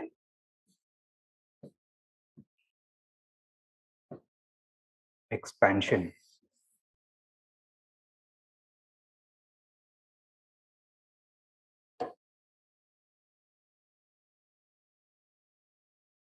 इतना clear है? Now secondly,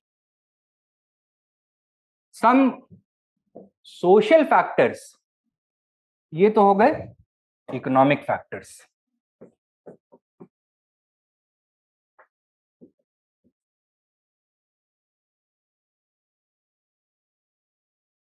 Some social factors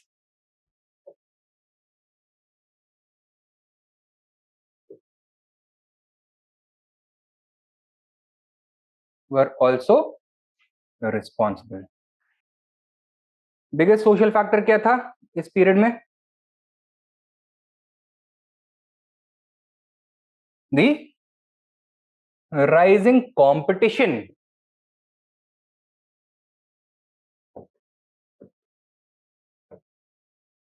between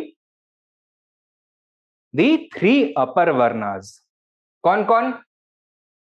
Brahmins,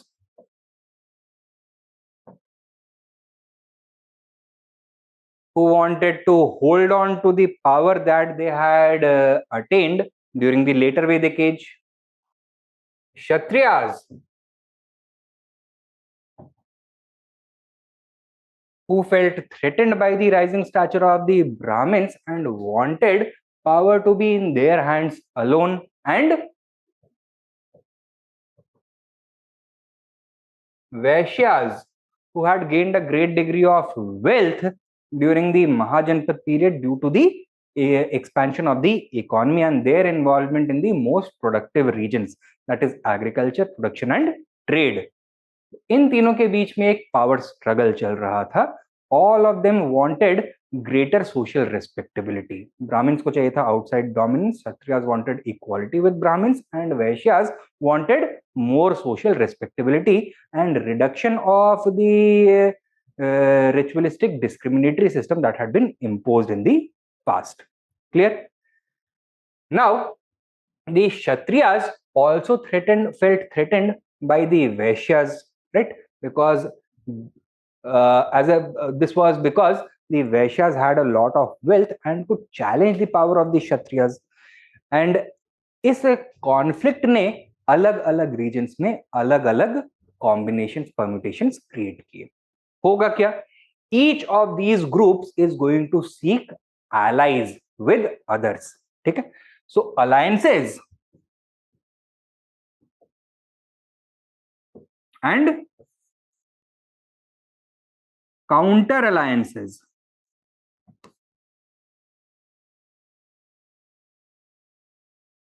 would emerge. In some regions, a Brahmin Kshatriya alliance would emerge, and in other regions, a Kshatriya Vaishya alliance would emerge. Socially, इसका result क्या होगा? If a Brahmin Kshatriya alliance emerges or continues, this is essentially the old priest prince nexus, right? So as a result,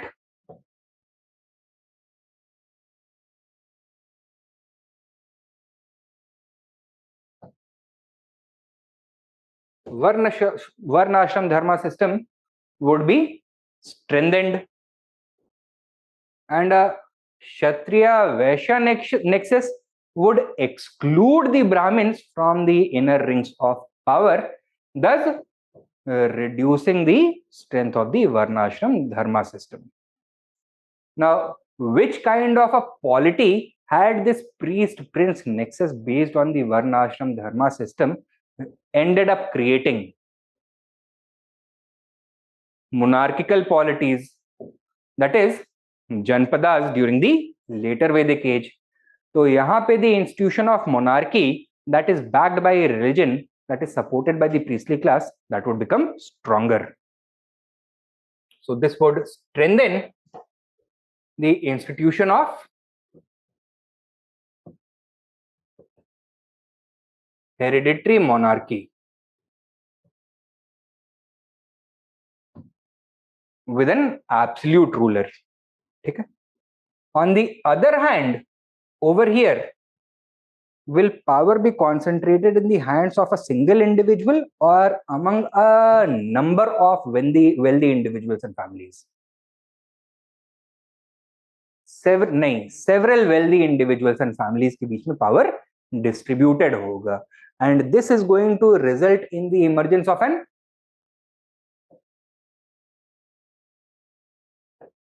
oligarchic polity.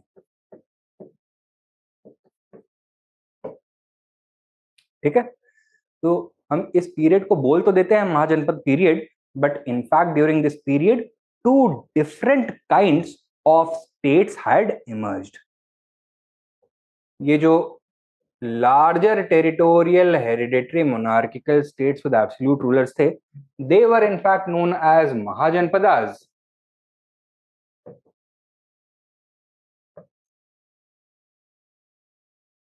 And ये जो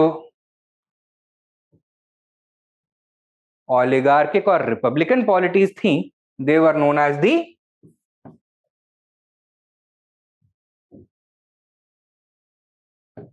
जनसंघास.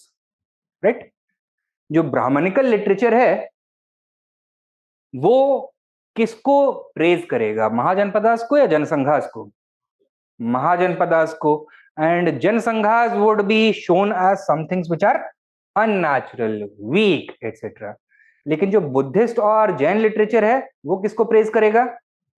जनसंघास को. In fact the founders of both Buddhism and Jainism came from Janasanghas themselves.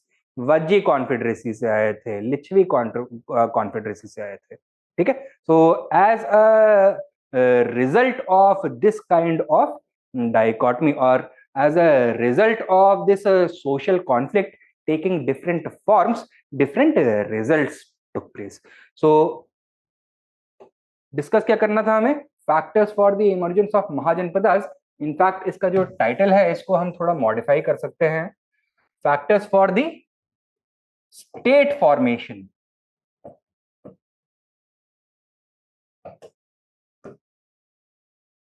During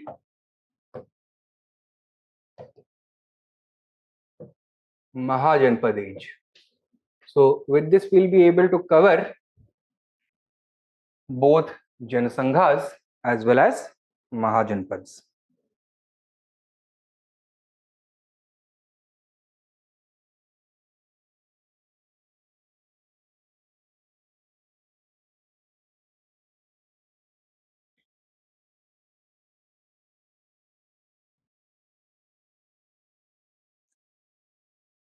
Right. And then finally economic factors, social factors देख लिए हैं. और क्या देखना है हमें?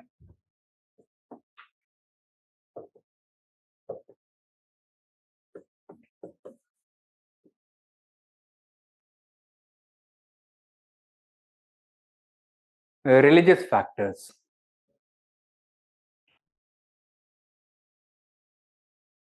So here we are going to see the role of both Brahmanism as well as the other heterodox sects in facilitating the process of state formation.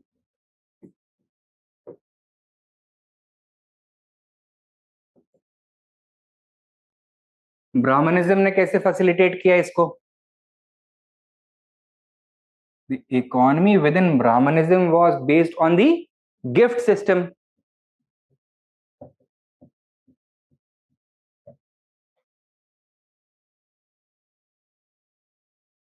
Which forced the ruler to look for newer and newer sources of wealth. And thus, as a result of the prevalence of gift economy, territorial expansion became an imperative.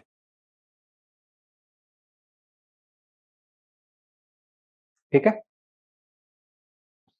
the non-Brahmanical sects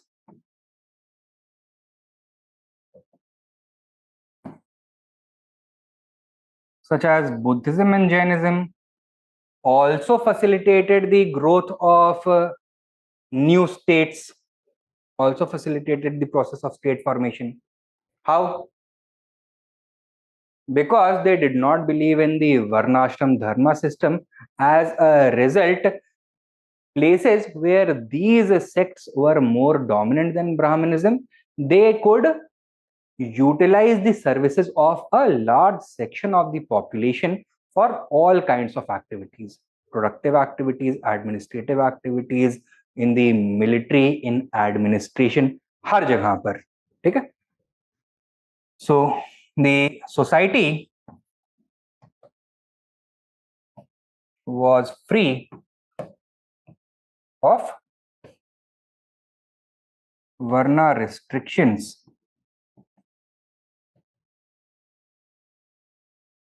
and as such, the state had a much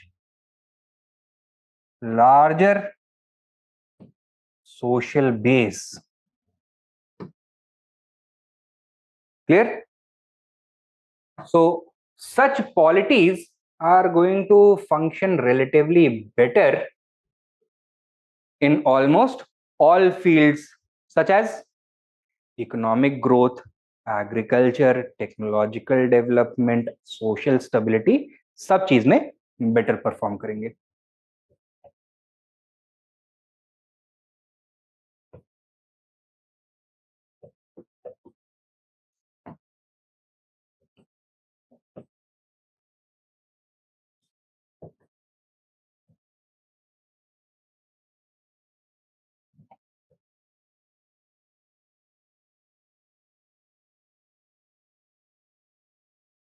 Social stability, economic development,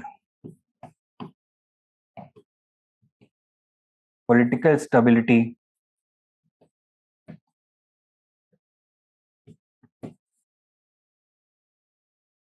intellectual development, etc. And they would enjoy a significant competitive edge against their rivals. Clear hai? So this is the role played by religious factors. In fact, one of the reasons why Magad was the most successful in creating an all India empire out of all the 16 Mahajanapadas was because over there the influence of Brahmanism was quite limited. Okay? So as a result, members of all Varnas could join the army. They had the services of the best thinkers, irrespective of Varna. They had the services of the best traders. There was also no taboo against the practice of usury, that is lending money on interest. So trade was also functioning quite well. Because Brahmanism was not prevalent in Magad region very strongly, therefore agriculture was also performing better. Why? Because Brahmanism required the sacrifice of a large amount of cattle, right? So the Magadhan farmers were able to preserve their wealth, while the farmers of regions where Brahmanism was prevalent, they were forced to slaughter their cattle in large numbers. So that is why Magad succeeded. So this is the argument that we are making. Now, Brahmanism as well as non-Brahminical sects both had their own machinery for facilitating state formation. Okay? So these are the basic factors responsible for state formation during the Mahajanapad age. Take down a question. Explain the process of state formation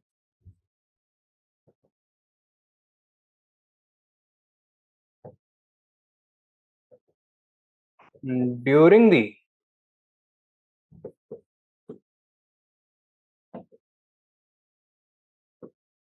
Mahajanapad age.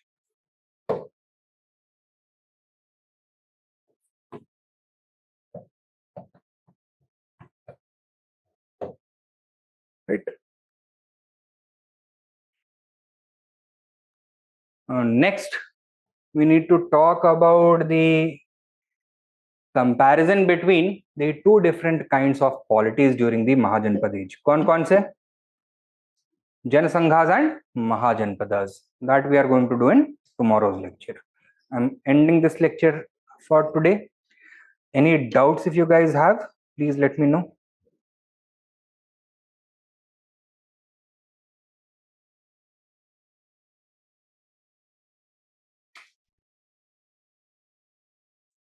शुभ्रनिल, कोई doubt है क्या? हाँ, बताइए.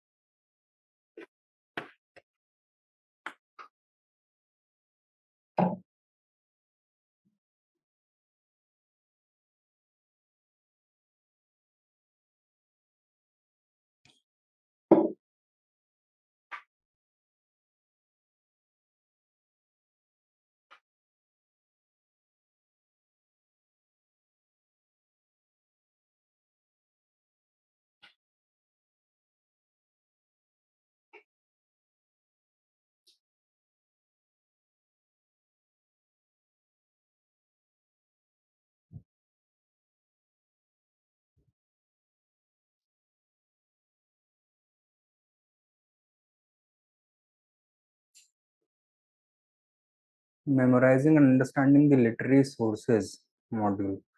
तो memorisation के लिए best strategy वही होगा कि you try to recreate that work in your own words. यानी कि जितना भी आपको वहाँ पे डिटेल्स मिल रहा है, चाहे लेक्चर हो जाए चाहे हैंडआउट्स हो जाए, उसको खुद से अपने हाथ से लिखो. और मेन तुम्हारा गोल ये होना चाहिए कि ये नहीं कि एक बार में पूरा का पूरा रट जाए. That is unrealistic. बट जो कैटेगरीज ऑफ सोर्सेज हैं, they should become clear in your mind कि कौन से सोर्सेज कहाँ के लिए एप्लीकेबल हैं, या फिर वैदिक लिटरेचर में क्या क्या सब कैटेगरीज हैं. That is it for now.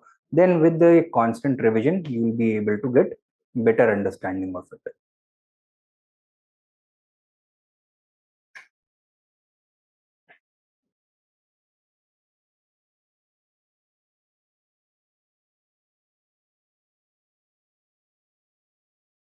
चलो, good good, that's nice to know. चलिए, all right then, thank you for your time. कल मिलते हैं इसी टाइम पर.